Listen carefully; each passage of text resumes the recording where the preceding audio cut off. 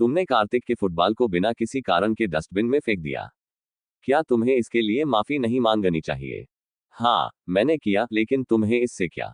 आरोही ने उसका मजाक उड़ाया। इसके अलावा ये कार्तिक और मेरे बीच की बात है।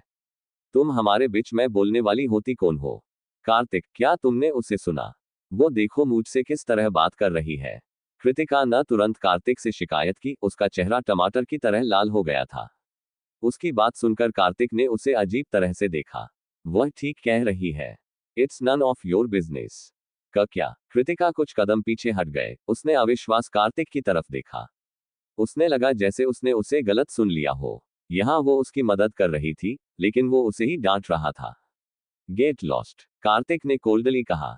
कृतिका दंग रह गई, जबकि अन्य लोगों ने एक दूसरे से नजर मिलाई। अभी अभी उन्होंने सोचा था कि उसने अपने गुस्से से छुटकारा पा लिया है, क्योंकि उसने आरोही के साथ बहस नहीं की थी। हालांकि जब कृतिका की बात आई तो उसने उसका पुराने तरीका जारी रखा। कृतिका ने एक नजर आरोही की देखा, फिर रोते हुए वहां से बाहर भाग गए। उसके इस तरह जाने से सब एक दूसरे की तरफ देखा, पर किसी ने कुछ भी कहने की हिम्मत नहीं की। आरोही ने बिना किसी एक्सप्रेशन के कार्तिक को देखा और सोचा, मुझे उम्मीद नहीं थी कि कार्तिक उसके साथ इतनी बेरहमी से पेश आएगा। वो नहीं जानता कि लड़कियों के साथ कैसे बिहेव करना चाहिए। सबसे खराब सिचुएशन ये थी कि वो लड़कियों को मारता था। सच में उसकी होने वाली पत्नी बहुत ही बदकिस्मत होंगी।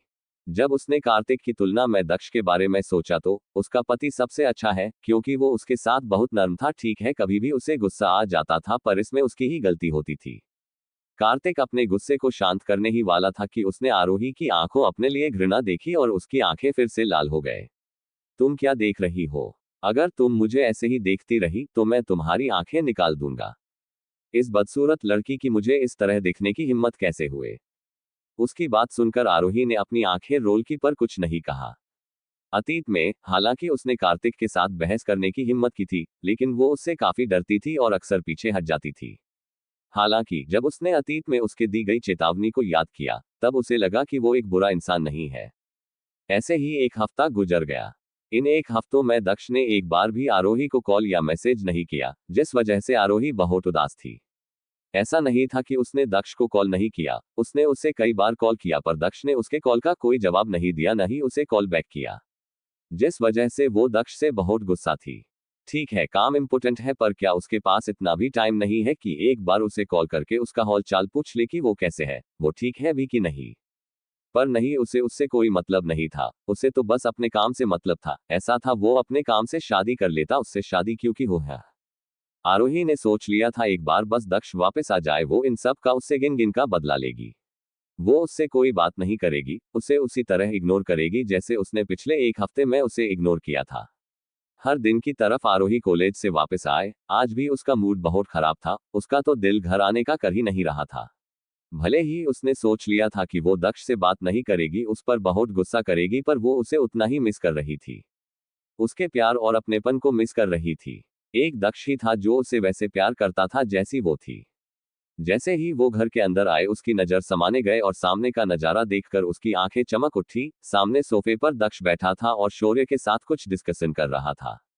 उसका मन हुआ कि वो दौड़कर दक्ष के पास जाए और उसे कसकर गले लगाकर उस पे खूब गुस्सा करे। वो ही जानती थी कि उसने ये एक हफ्ते उसके बिना कैसे बिताया था, लेकिन जैसे तैसे उसने खुद को कंट्रोल किया। नहीं, इस बार वो दक्ष को इतनी आसानी से माफ नहीं करेगी। फिर वो दक्ष को इग्नोर करते हुए अंदर जाने लगी। उसने ऐसा दिखाया कि जैसे उसने उसे देखा ही नहीं। वही दक्ष के उसे देख लिया था।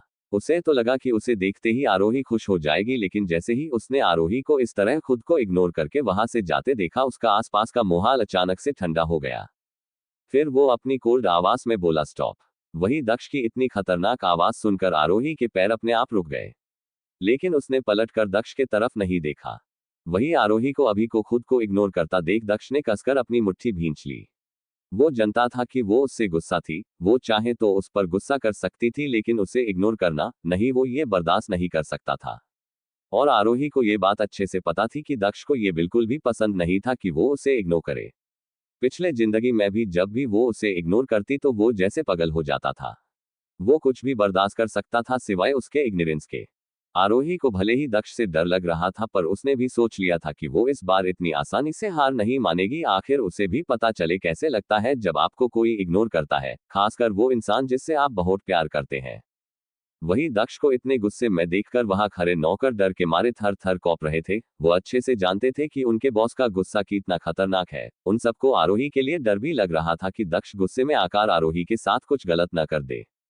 भले ही आरोही को यहाँ पर रहते हुए कुछ महीने हो गए थे, लेकिन वह सर्वेंट पिछले कई सालों से यहाँ पर कम कर रहे थे। उन्होंने आज तक किसी भी लड़की को दक्ष के आसपास नहीं देखा, तो उसे इग्नोर करना तो बहुत दूर की बात है। सच में उनकी लेडी बॉस बहुत बहादुर थी, पर अभी तक उन्हें ये बात समझ नहीं आई थी कि दक्ष ने आरोही जैसी लड़की से शादी क्यों की। जहां तक उन्हें पता था कि दक्ष को लड़कियां बिल्कुल भी पसंद नहीं था। जो भी लड़की उसके करीब आने की कोशिश करती थी, या तो दक्ष उसे देश के बाहर फेंकवा देता था या उसका नामो निशान दुनिया से मिट जाता था। किसी वो पता नहीं चलता था कि उस लड़की का क्या हुआ, वो कहाँ गए, कुछ भी नहीं। सारे सर्वेंट यही सब सोचकर बहुत ज्यादा घबरा हुए थे। उन सबको आरोही बहुत ज्यादा पसंद थी, क्योंकि वो उनके साथ बहुत अच्छा व्यवहार करती थी। आरोही ने कभी भी उन्हें नौकरों की तरह ट्रीट नहीं किया। वो उनके साथ फैमिली जैसे पेश आती थी। आरोही उन बिगड़ेल अमीरजादियों जैसी बिल्कुल नहीं थी, उसके अंदर बिल्कुल भी घमंड नहीं था। वैसे तो उन्हें नहीं पता था कि उनके और सर के बीच का रिश्ता कैसा है, और वो उनके बीच में बोलने वाले होती भी कोई नहीं है, नहीं उनकी इतनी औकात थी कि वो कुछ बोल सके। वह बस भगवान से प्रार्थना कर सकते थे कि दक्ष गुस्से में आकर आरोही के साथ कुछ ऐसा वैसा ना कर दे। वो बस अपने सर और मैडम को साथ में खुश देखना चाहते थे। वही शौर्य भी यह सब देखकर एक पल के लिए घबरा गया, क्योंकि वह दक्ष को बहुत अच्छे से जानता था। वो अच्छे तरह से जानता था कि दक्ष को ये बिल्कुल भी पसंद नहीं है कि कोई उसकी बात को काटे, और यहाँ तो आरोही ने उसे सीधा सीधा इग्नोर किया था। पता नहीं वो अब उसके साथ क्या करेगा। वही दक्ष घूरकर आरोही को देख रहा था। उसे इस समय बहुत तेज गुस्सा आ रहा था। लिटिल वाइफी, इधर आओ। वही दक्ष की आवाज सुनकर आरोही ने कसकर अपनी आंखें बंद कर ली। नहीं आरोही, डर मत, कुछ नहीं होगा, तू भूल मत तू कौन है। तू आरोही दक्ष सिंघनिया है, तू इतनी आसानी से हार कैसे मान सकती है। आरोही अपने आप को मोटिवेट करते हुए खुद से बोली। चाहे उसे कितना भी डर क्यों न लग रहा हो, पर उसने सोच लिया था कि वो पीछे नहीं हटेगी। वही आरोही को अभी भी अपनी जगह पर खड़ा देखकर दक्ष ने एक गहरी सांस ली, जैसे वो खुद के गुस्से को कंट्रोल करने की कोशिश कर रहा हो। लिटिल वाइफी, मैं आखिरी बार बोल रहा हूं, इधर आओ, वरना मुझे बुरा कोई नहीं होगा। वो आवाज इतनी डरावनी थी कि आरोही अंदर तक कौंप गए। उसकी सारी हिम्मत एक पल में ही हवा हो गए। फिर वो जल्दी से दक्ष के पास गए और उससे थोड़ी दूरी बनकर अपना सिर झुकाकर खड़ी हो गई। वो इस समय उस छोटे से बच्चे की तरफ लग रही जो गलती करने पर अपने पेरेंट्स से डांट खाने के लिए तैयार रहता है। वही आरोही को इस तरह खुद से दूर देखकर दक्ष के भौहें सिकुड़ गए। उसने एक झटके के साथ आरोही को अपने तरफ खींच लिया, और वही आरोही दक्ष के इस एक्शन के लिए बिल्कुल भी तैयार नहीं थी, जिस वजह से वो सीधे दक्ष के सीने से जा लगी। वही आरोही अपने आप को संभालने की कोशिश कर ही रही थी कि दक्ष ने कसकर पीछे से उसके बालों को पकड़ लिया और उसे चेहरे के अपने करीब लाकर वही सबके सामने उसे एग्रेसिवली किस करने लगा। सिर्फ दक्ष ही जानता था कि उसने एक हफ्ता आरोही के बिना कैसे बिताया था। उसने जानबूझकर आरोही को इग्नोर किया था, क्योंकि उसे पता था कि एक बार वो आरोही से बात कर ली तो वो खुद को उसके पास आने से रोक नहीं पाएगा। और वो ऐसा नहीं कर सकता था, क्योंकि वो जिस काम के लिए गया था वो बहुत ही इंपॉर्टेंट था। वही दक्ष को इस तरह आरोही को किस करता देख सबकी आंखें हैरानी से एकदम बड़ी बड़ी हो गए। उन्हें विश्वास ही नहीं हो रहा था जो कुछ वो अपने आंखें से देख रहे हैं वो सच है, कोई सपना। कहाँ उन लोगों ने सोचा था कि आज आरोही को दक्ष से कोई नहीं बचा सकता है। लेकिन उनके आंखों के सामने का नजारा तो कुछ और ही बयां कर रहा था। वही वहां खड़े सर्वेंट ने जब ये सब देखा तो शर्म से मारे सबकी आंखें नीचे हो गए। उसके बाद वो सब वहां से तुरंत ही 9-2-11 हो गए। अब आगे क्या होगा दक्ष और आरोही की जिंदगी में। आरोही जल्दी से दक्ष के पास गए और उससे थोड़ी दूरी बनकर अपना सिर झुकाकर खड़ी हो गई। वो इस समय उस छोटे से बच्चे की तरफ लग रही जो गलती करने पर अपने पेरेंट्स से डांट खाने के लिए तैयार रहता है। वही आरोही को इस तरह खुद से दूर देखकर दक्ष के भौहें सिकुड़ गए। उसने एक झटके के साथ आरोही को अपने तरफ खींच लिया, और वही आरोही दक्ष के इस एक्शन के लिए बिल्कुल भी तैयार नहीं थी, जिस वजह से वो सीधे दक्ष के सीने से जा लगी। वही आरोही अपने आप को संभालने की कोशिश कर ही रही थी कि दक्ष ने कसकर पीछे से उसके बालों को पकड़ लिया और उसे चेहरे के अपने करीब लाकर वही सबके सामने उसे एग्रेसिवली किस करने लगा। सिर्फ दक्ष ही जानता था कि उसने एक हफ्ता आरोही के बिना कैसे बिताया था। उसने जानबूझकर आरोही को इग्नोर किया था, क्योंकि उसे पता था कि एक बार वो आरोही से बात कर ली तो वो खुद को उसके पास आने से रोक नहीं पाएगा। और वो ऐसा नहीं कर सकता था क्योंकि वो जिस काम के लिए गया था वो बहुत ही इंपॉर्टेंट था। वही दक्ष को इस तरह आरोही को किस करता देख सबकी आंखें हैरानी से एकदम बड़ी बड़ी हो गए। उन्हें विश्वास ही नहीं हो रहा था जो कुछ वो अपने आंखें से देख रहे हैं वो सच है कोई सपना। कहाँ उन लोगों ने सोचा था कि आज आरोही को दक्ष से कोई नहीं बचा सकता है, लेकिन उनके आंखों के सामने का नजारा तो कुछ और ही बयां कर रहा था। वही वहां खड़े सर्वेंट ने जब ये सब देखा तो शर्म से मारे सबकी आंखें नीचे हो गए। उसके बाद वो सब वहां से तुरंत ही 9-2-11 हो गए। दक्ष बहुत ही एग्रेसिवली आरोही को किस कर रहा था। उसे देखकर ऐसा लग रहा था कि वो आरोही को निकल जाना चाहता हो। वही दक्ष के इस तरह किस करने से आरोही को सांस लेने में प्रॉब्लम हो रही थी, जिस वजह से वो छटपटा रही थी, पर दक्ष उसे छोड़ने को तैयार ही नहीं था। दक्ष ने वैसे ही किस करते हुए आरोही को अपनी गोद में उठा लिया और दक्ष के इस तरह करने से आरोही डर गए और डर के मारे उसने कसकर दक्ष को पकड़ लिया और अपने दोनों पैर दक्ष के कमर के चारों ओर लपेट लिए। दक्ष ने भी आरोही को उसकी कमर से पकड़ लिया जिससे वो गिरे नहीं, पर इन सब में दक्ष ने अपनी किस ब्रेक नहीं की थी और वो अभी भी उसी पैशन के साथ उसे किस कर रहा था, बल्कि समय के साथ उसका पैशन बढ़ता ही जा रहा था। तभी दक्ष की नजर वहां खड़े शौर्य पर गए जो उन्हें ही घूर रहा था। ये देखकर दक्ष ने उसे एक कोड दिया। वही दक्ष के इस तरह देखने से शौर्य अपने होश में आया। उसने दक्ष को अपने दांत दिखा दिए और वो वहां से 9-2-11 हो गया।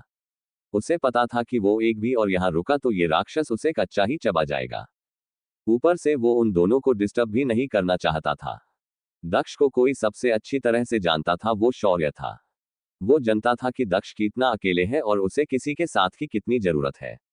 वो तो हमेशा से चाहता था कि दक्ष की जिंदगी में कोई आए और उसे जीना सिखा, उसे बताए कि जिंदगी कितनी खूबसूरत है। आरोही के आने से पहले दक्ष किसी रोबोट के काम नहीं था। उसकी जिंदगी काम से शुरू होकर काम पर खत्म हो जाती थी। उसे किसी ने कोई मतलब नहीं था, यहां तक कि अपने परिसर से भी नहीं। जब उसे पता चला था कि दक्ष शादी कर रहा था, वो जितना हैरान था उससे ज्यादा ही खुश था और उम्मीद कर रहा था कि उस लड़की के आने के वजह से शायद दक्ष बदल जाए, और आज लग रहा था कि दक्ष सच में बदल रहा है। उसकी जिंदगी में अब कोई था जो उसके काम से ज्यादा इंपॉर्टेंट था। आज शौर्य ने दक्ष के आंखों में आरोही के एक अलग सा ही जुनून देखा था। दक्ष आरोही को वैसे ही किस करते हुए ऊपर कमरे में ले गया। रूम में पहुंचकर दक्ष ने आरोही को बेड पर फेंक दिया। वही दक्ष के इस तरह करने के आरोही के मुंह से एक चीख निकल गए। बेड बहुत सॉफ्ट था जिस वजह से आरोही को कोई चोट नहीं आए। आरोही अभी खुद को संभालने की कोशिश कर ही रही थी कि दक्ष उसके ऊपर आ गया और उससे फिर से किस करने लगा। इस बार की पहले वाले किस से अलग थी, वो उसे बहुत ही प्यार से किस कर रहा था, जैसे वो अपने किस के थ्रू आरोही को बताना चाह रहा हो कि उसने इन 1 हफ्तों में आरोही को कितना मिस किया। वही दक्ष के इस तरह करने से आरोही भी अपने इमोशन को कंट्रोल नहीं कर पाए और भी दक्ष का उसके किस में साथ देने लगी। उसने एक हाथ से दक्ष को कसकर पकड़ लिया और अपना दूसरा हाथ उसके बालों में ले गए और उसे किस करने लगा। वही आरोही को रिस्पॉन्स करता देख दक्ष को बहुत अच्छा लगा और वो इंटेंसिटी के साथ उसे किस करने लगा। दोनों में कोई भी एक दूसरों को छोड़ने का नाम नहीं ले रहा था। वो दोनों किसी भूखे भेड़िए की तरह एक दूसरे को किस कर रहे थे। ऐसे ही 15 बीत गए पर वो दोनों अभी भी वैसे ही एक दूसरे को किस कर रहे थे। थोड़ी देर बाद जब दक्ष को फील हुआ कि आरोही को सांस लेने में प्रॉब्लम हो रही है तो वो उसकी लिप्स को छोड़कर उसके गले पर किस करने लगा। बीच बीच में वो उसे बाइट भी कर रहा था। उसके इस तरह से बाइट करने से आरोही के मुंह से न चाहते हुए भी सिसकियां निकलने लगी। वही आरोही की सिसकियां दक्ष को वाइल्ड होने पर मजबूर कर रही थी। वो अपना कंट्रोल खोते जा रहा था। आरोही वो पहली लड़की थी जिसे देखकर दक्ष चाहकर भी खुद को कंट्रोल नहीं कर पाता था। आरोही के अलावा आज तक कोई भी लड़की दक्ष को अपने तरफ अट्रैक्ट नहीं कर पाई थी। उसके पास लड़कियों की कोई कमी नहीं थी, वो जिससे चाहता उससे शादी कर सकता था, पर फिर भी उसने आरोही जैसे सिंपल लड़की से शादी की जो उससे उम्र में बहुत छोटी थी। दक्ष को भी नहीं पता था कि उसे आरोही में क्या पसंद था, आरोही में ऐसा क्या था जिससे वो खुद को कंट्रोल नहीं कर पाता था। बस वो इतना जानता था कि इस दुनिया में आरोही के अलावा कोई दूसरी लड़की नहीं जो उसे अपने तरफ अट्रैक्ट कर सके। वही जब दक्ष ने और बर्दाश्त नहीं हुआ तो उसने एक झटके के साथ आरोही के टॉप को फोड़ दिया और अब आरोही की गोरी मखमली स्किन दक्ष के सामने थी। आरोही को इस तरह देखकर दक्ष को अपना गला सूखता हुआ महसूस हुआ। वही आरोही को दक्ष के इस एक्शन की बिल्कुल भी उम्मीद नहीं थी, जिस वजह से वो घबरा गए और उसने जल्दी से अपने दोनों हाथों से अपने आप को कवर कर लिया। ऐसा नहीं था कि ये पहली बार था जब वो दक्ष के इतना क्लोज आए थी। पिछली जिंदगी में तो उसके और दक्ष के बीच में सब कुछ हुआ था जो एक पति पत्नी के बीच में होता है, लेकिन जब वो सब हुआ था तो वो नशे में थी और उसके बाद वो प्रेग्नेंट हो गए थी। इसलिए एक तरह से देखा जाए तो उसके लिए ये सब नया था, जिस वजह से उसे बहुत शर्म आ रही थी। ऐसा नहीं था कि उसे दक्ष के करीब आने से प्रॉब्लम थी, वो बस अभी शायद इन सब चीजों के लिए तैयार नहीं थी। पता नहीं, पर उसके मन में अभी भी कुछ झिझक बाकी थी। अफकोर्स वो दक्ष से बहुत प्यार करती थी, पर वो उससे पहले चाहती थी कि वो दक्ष पहले एक दूसरे को अच्छे तरह से जान ले, समझ ले, उसके बाद उनके बीच वो सब तो अच्छा है। वो बस एक नॉर्मल लड़की की तरह प्यार में पड़ना चाहती थी। वही दक्ष ने जब आरोही को इस क्षमता देखा तो उसके चेहरे एक छोटी सी ना दिखने वाली स्माइल आ गए, पर उसने जल्दी से उसे छुआ लिया। फिर आरोही के हाथ को उसके चेस्ट से हटाते हुए बोला, वाइफी तुम क्या छुपाने की कोशिश कर रहा हो? तुम भूलो मत कि वो चीज मेरी है, उसे छूने का, देखने का, प्यार करने का पूरा हक है मुझे। तुम मुझसे वो हक नहीं छीन सकती हो। वही दक्ष के मुंह से ऐसी बेशर्मों वाली बातें सुनकर आरोही का मुंह खुला और खुला रह गया। साथ ही साथ उसे दक्ष की बात सुनकर शर्म भी बहुत आ रही थी। उसका मन कर रहा था कि वो अभी के अभी यहां से कहीं गायब हो जाए। तभी आरोही की नजर दक्ष की तरफ गए, पर दक्ष की नजर तो कहीं और ही थी और अपनी इंटेंस भरी नजरों से उसे घूर रहा था। वही दक्ष को इस तरह देखकर आरोही के गाल शर्म के लाल हो गए और वो दक्ष को धक्का देते हुए बोली, हब्बी आप बहुत ही बेशर्म हो, छोड़िए मुझे। हो वही आरोही की बात सुनकर दक्ष को हंसी आ गई। फिर कसकर आरोही को उसकी कमर से पकड़ते हुए बोला, वाइफी तुमने अभी मेरी बेहरमी देखी कहा है, पर कोई नहीं, बात नहीं, अब जब तुमने मुझे बेशर्म बोल ही दिया है तो मैं तुम्हें बताता हूँ बेशर्म होना किसी कहते हैं। ये सुनकर आरोही की आंखें चौड़ी हो गए। आरोही चाहे कितनी भी कोशिश क्यों न कर रही हूँ दक्ष की पकड़ से खुद को छुड़ाने की, पर वो हिल भी नहीं पा रही थी। वो उसकी पकड़ से छूटना तो दूर की बात है। थोड़ी देर बाद रूम में सिर्फ आरोही की सिसकियां की आवाज सुनाई दे रही थी। बीच में आरोही की कहराने की आवाज भी आ रही थी, जिससे ये साफ पता चल रहा था कि दक्ष आरोही को मीठा वाला प्यार कर रहा था। वही दक्ष के इस तरह करने से आरोही को बहुत शर्म आ रही थी, पर वो चाह कर भी कुछ नहीं सकती थी क्योंकि दक्ष उसकी एक नहीं सुन रहा था। थक हार कर आरोही ने कोशिश करना बंद कर दिया और दक्ष जो कर रहा था उसे करने दिया। दक्ष तब तक आरोही के साथ वो सब करता रहा जब तक वो पूरी तरह से सेटिस्फाई नहीं हो गया, उसके बाद उसने आरोही को छोड़ दिया।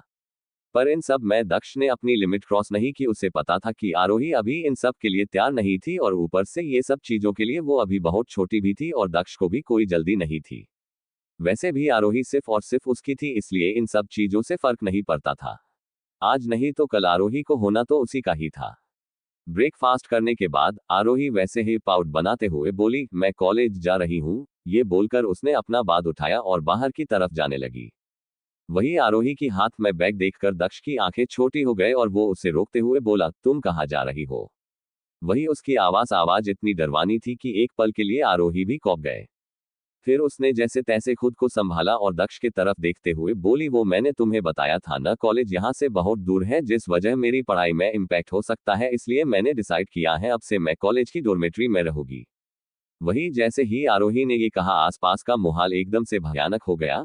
दक्ष की सुर्ख आंखें लाल हो गए। उसने उसी लाल आंखों से वहां खड़े नौकरों की तरफ देखा और दक्ष को इतने गुस्से में देखकर सारे नौकर दुम दबाकर वहां से भाग गए। फिर आरोही की तरफ देखते हुए बोला, किसने कहा कि तुम कॉलेज डॉर्मेट्री में रहोगी? ये सुनकर आरोही हैरान हो गए। उसी हैरानी के साथ बोली, तुमने ही तो कहा था कि मैं जो चाहे कर सकती हूँ, जहां चाहे जा सकती हूँ, तुम मुझे रोकोगे नहीं। ये सुनकर दक्ष वैसे ही बिना किसी इमोशन के बोला, हाँ मैंने कहा था, पर मैंने तुम्हें कभी भी खुद से दूर जाने की परमिशन नहीं दी। तुम जो चाहे कर सकती हो, पर तुम्हें रहना तो मेरे साथ ही है। ये बोलते हुए दक्ष कब आरोही के एकदम नजदीक आ गया, आरोही को पता नहीं चला और जब तक पता चला तब तक बहुत देर हो चुकी थी। दक्ष को अपने इतने करीब देखकर आरोही की दिल की धड़कन एकदम से तेज हो गई, पर वो उससे दूर जा पाती उससे पहले ही दक्ष ने उसे झटके के साथ उसे अपनी गोद में उठा लिया और उसे ऊपर अपने रूम की तरफ ले जाते हुए बोला, वाइफी अपनी पुनिशमेंट के लिए तैयार हो जाओ। वही दक्ष के मुंह से अपने लिए वाइफी सुनकर आरोही के गाल शर्म से लाल हो गए, पर जैसे ही उसने उसकी पनिशमेंट वाली बात सुनी उसकी आंखें चौड़ी हो गए। पनिशमेंट पर हब्बी मैंने किया क्या? ये सुनकर दक्ष ने घूर कर उसकी तरफ देखा। वही दक्ष के इस तरह देखने से आरोही डर गए और उनने जल्दी से अपना छोटा सा चेहरा उसकी छाती में छुपा लिया। भले ही उसे पता था कि दक्ष उसे कभी भी चोट नहीं पहुंचा सकता है, पर फिर भी उसे दक्ष के गुस्से से बहुत डर लगता था। उसे पता था कि दक्ष कितना खतरनाक इंसान है।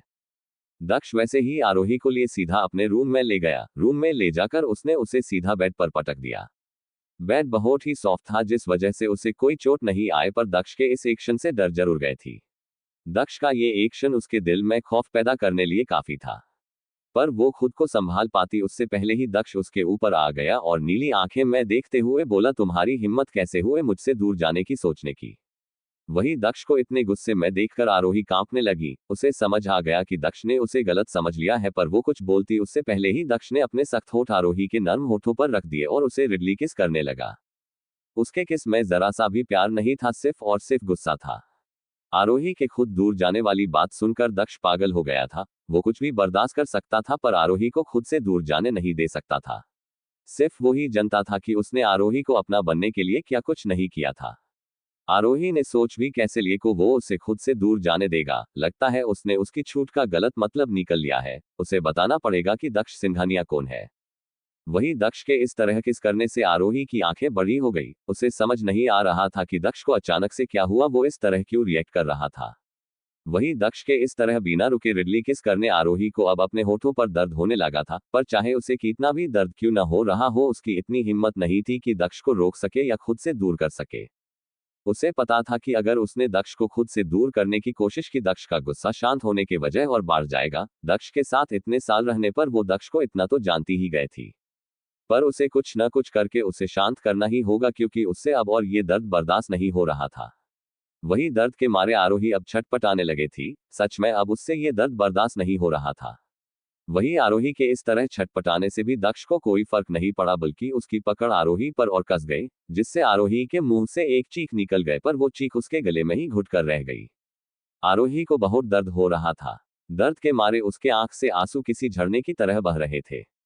दक्ष को इससे भी कोई फर्क नहीं पड़ा। वो बस बिना रुके आरोही को किस किए जा रहा था। आरोही बस रोए ही जा रही थी। उसे तो समझ ही नहीं आ रहा था कि आखिर दक्ष इतने गुस्से में क्यों है और वो उसे किस बात की सजा दे रहा है। वही जब आरोही को सांस लेने में प्रॉब्लम होने लगी, तब जाकर दक्ष ने उसे छोड़ा। दक्ष बिना किसी इमोशन के आरोही के रोते हुए चेहरे को देखा। रोने के वजह से उसका छोटा सा चेहरा पूरा लाल पड़ गया था। उसके होठ भी बुरे तरह से सूज गए थे, जिससे वो और प्यारी लग रही थी। आरोही को इस तरह देखकर दक्ष को उसे अपनी बाहों में भरकर जी भर के प्यार करने का मन कर रहा था। सिर्फ वो जानता था कि उसने इस दिन के लिए कितना इंतजार किया था। उसने जब पहली बार आरोही को देखा था, तभी उसने डिसाइड कर लिया था कि आरोही ही वो लड़की होगी जो आगे चलकर उसकी बीवी बनेगी। उसके लिए उसने क्या कुछ नहीं किया, यहाँ तक कि उसने रस्तोगी परिवार के बिजनेस को भी बैंकरप्ट करने की कोशिश की।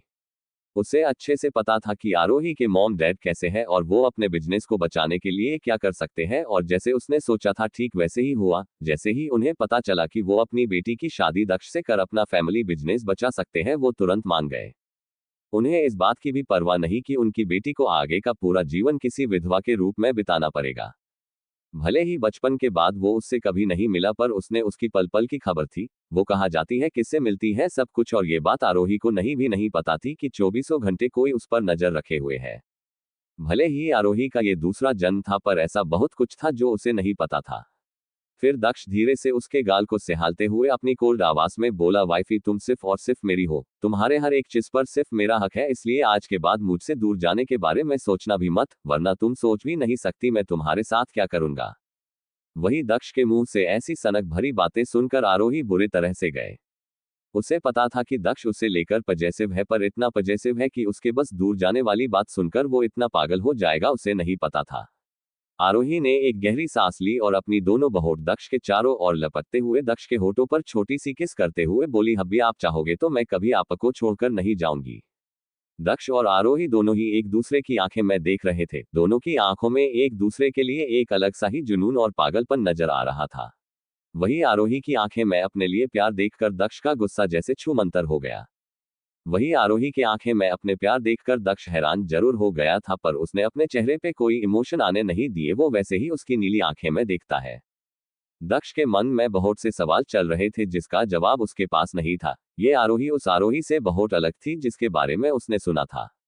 तभी दक्ष की नजर आरोही के क्लीवेज पर गए, जिससे उसे अपना गला सूखता हुआ महसूस हुआ। आरोही ने आज जो ड्रेस पहनी थी, जिसका गला थोड़ा डीप था, जिस वजह से उसकी क्लीवेज साफ नजर आ रही थी, और ऊपर से क्लीवेज पर वो तिल दक्ष को अपनी तरफ अट्रैक्ट कर रहा था।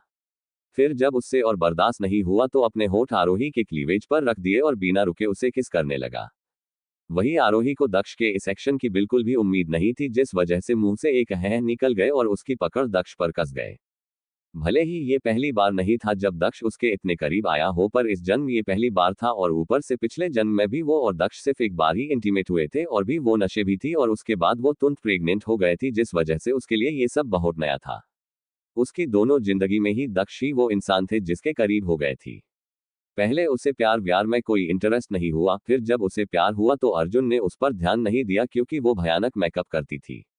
फिर उसकी शादी दक्ष से हो गए, लेकिन वो उसे पसंद नहीं करती थी, जिस वजह से उसने ज्यादातर दक्ष को अवॉइड ही किया। भले ही उसे बाद में उससे प्यार हो गया था, पर उसने और दक्ष ने ज्यादा टाइम साथ में नहीं बिताया था। वो अपने प्यार का इजहार दक्ष से कर पाती उससे पहले ही उसकी मौत हो गए, इसलिए ये एहसास उसके लिए बहुत नया था। वही दक्ष के इस तरह किस करने से आरोही के मुंह से सिसकियां निकलने लगी, और वही आरोही की सिसकियां सुनकर दक्ष एक्साइटेड हो गया और वो और पैशन के साथ उसे किस करने लगा।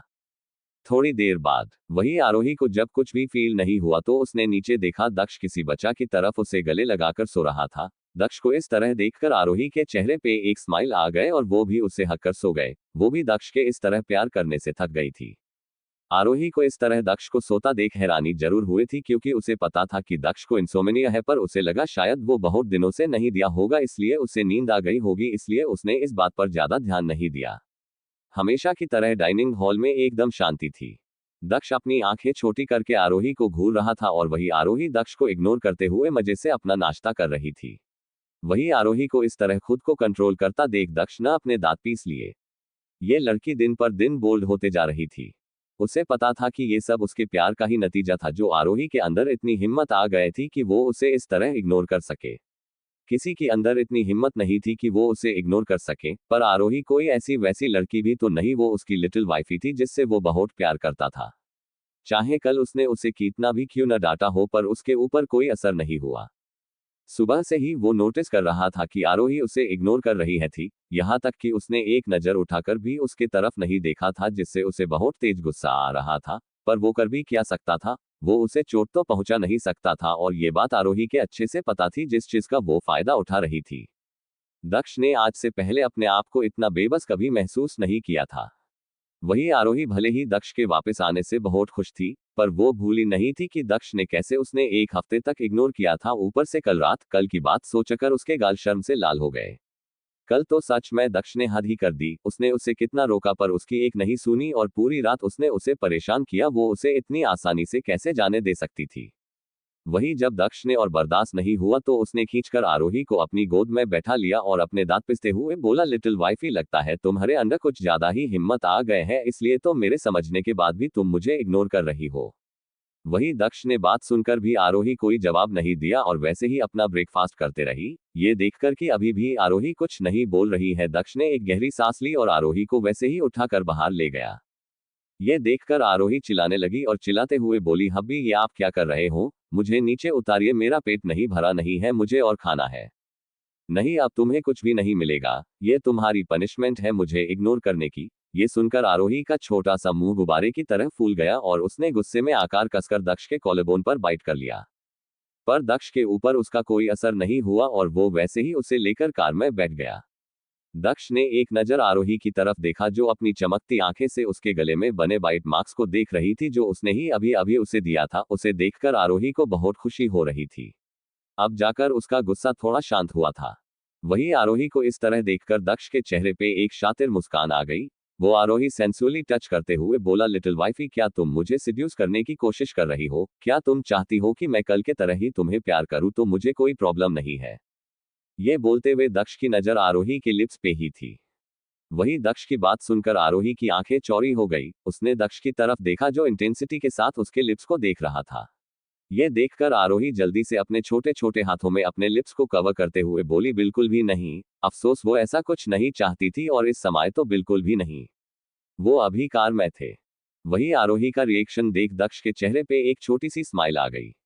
फिर वो आरोही को अपने सीने से लगते हुए बिना किसी इमोशन के बोला, ठीक है, अगर तुम नहीं चाहती कि मैं कल की तरफ तुम्हारे साथ कुछ भी वैसे करूँ तो शांति तो बैठी रहो। दक्ष की धमकी सुनकर आरोही ने आगे कुछ बोलने की हिम्मत नहीं की और शांति से उसकी गोद में बैठी रही। Sunshine international college. सोनाली अपने दोस्तों के साथ कॉलेज के अंदर जा ही रही थी कि उसकी नजर उससे ही थोड़ी दूर खड़ी एक मर्केडिस पर गए। कार को देखते ही सोनाली ने कसकर अपनी मुट्ठी भींच ली। वो जानती थी कि यह कार किसकी है। जैसे कि उसने सोचा था, पैसेंजर सीट का दरवाजा खुला और आरोही अपने भयानक चेहरे के साथ कार से बाहर आए। सोनाली ने शुरू में सोचा था कि शादी के बाद आरोही की जिंदगी किसी नर्क से कम नहीं होगी, पर आरोही को इतना खुश देखकर उसे बहुत ही गुस्सा आ रहा था, साथ ही साथ उससे उसे जलन भी हो रहा था। ये सब चीज उसका जीना चाहिए था। वही सोनाली ने इस तरह रुकने से कृतिका भी रुक गए। फिर उसने उसके नजरों कर पीछा किया। तभी उसकी नजर आरोही पर गए और वो दंग रह गए। हाँ, उसने सोनाली से सुना था कि आरोही की शादी एक अमीर परिवार में हुए है, पर उसने इस बात पर पूरी तरह से भरोसा नहीं किया था। वैसे भी उसे लगा था कि उस भयानक चेहरे के साथ कौन ही उससे शादी करना चाहेगा। लेकिन आरोही को इतने महंगे कार से बाहर निकलते देख वो समझ गए कि सोनाली जो बोल रही थी वो सच था, क्योंकि रस्तोगी परिवार इतना अमीर नहीं था कि वो इस कार को अफोर्ड कर सके। सोनाली ने जल्दी से फेस के एक्सप्रेशन चेंज किए और आरोही की तरफ जाते हुए बोली, आरोही तुम आ गए, मैं कब से तुम्हारा ही इंतजार कर रही थी। ये बोलते समय सोनाली के चेहरे पे बहुत ही प्यार स्माइल थी। भले ही उसने ये सब आरोही से कहा था, पर उसकी नजर दक्ष पर ही थी। वो कभी भी इस आदमी को नहीं भूल सकती थी। उसकी एक झलक पर ही वो फिदा हो गए थी। तो अब जब दक्ष को वो अपने सामने देख रही थी तो वो चाह पर भी खुद को उसके तरफ अट्रैक्ट होने से रोक नहीं पा रही थी। वैसे भी दक्ष की पर्सनैलिटी ही ऐसी थी कि कोई एक बार उसे देख ले तो बस देखता ही रह जाए। आरोही दक्ष को बाय ही बोल रही थी जब उसने अपने पीछे सोनाली की आवाज सुनी। उसने सोनाली की तरफ देखा जो अपनी लस्ट भरी नजरों से दक्ष के तरफ देख रही थी। ये देखकर आरोही की आंखें एकदम से ठंडी हो गई, पर फिर भी उसने कुछ नहीं कहा। वो बस हाथ बंधे वहां खड़ी थी और सोनाली के शर्मिंदा होने का इंतजार कर रही थी। वही सोनाली ने आरोही को इग्नोर किया और दक्ष के तरफ देखते हुए बोली, हेलो मिस्टर सिंघानिया, आपसे मिलकर अच्छा लगा। मैं आरोही की बहन सोनाली हूँ, आप तो मुझे जानते ही होगे। आरोही ने मेरे बारे में आपको बताता ही होगा। सोनाली ने अपना हाथ बढ़ाते हुए स्वीट टोन में कहा। दक्ष ने एक नजर उठाकर भी उसकी तरफ नहीं देखा। उसे देखकर लग रहा था कि जैसे उसने उसकी बात सुनी ही न हो। वैसे भी उसे आरोही के अलावा किसी लड़की के बात करने में कोई इंटरेस्ट नहीं था, चाहे वो आरोही की बहन ही क्यों ना हो। वैसे भी वो आरोही की बहन थी, सिर्फ इस वजह से वो उसके इतने करीब आ पाए, वरना उसकी जगह कोई लड़की होती तो उसके बॉडीगार्ड्स कब का उसे यहाँ से बाहर फेंक देते। हर किसी को पता था कि दक्ष सिंघानिया को लड़कियों से कितनी नफरत है। जब उन्हें दक्ष की शादी के बारे में पता चला था तो वो बुरी तरह से हैरान हो गई थी, क्योंकि उनमें में हर किसी को लगता था कि दक्ष कभी शादी ही करेगा। जैसा कि एक्सपेक्टेड था, दक्ष ने अपना हाथ नहीं हिलाया। यहाँ उसने एक नजर भी उसकी तरफ नहीं देखा। ये देखकर सोनाली के एक्सप्रेशन भयानक हो गए। आज से पहले उसे इतनी शर्मिंदगी कभी नहीं हुई थी। दक्ष आरोही को देखते हुए बोला, कॉलेज में ज्यादा मस्ती मत करना और जंक फूड बिल्कुल भी मत खाना, ठीक है? वो तुम्हारे सेहत के लिए बिल्कुल भी अच्छे नहीं है।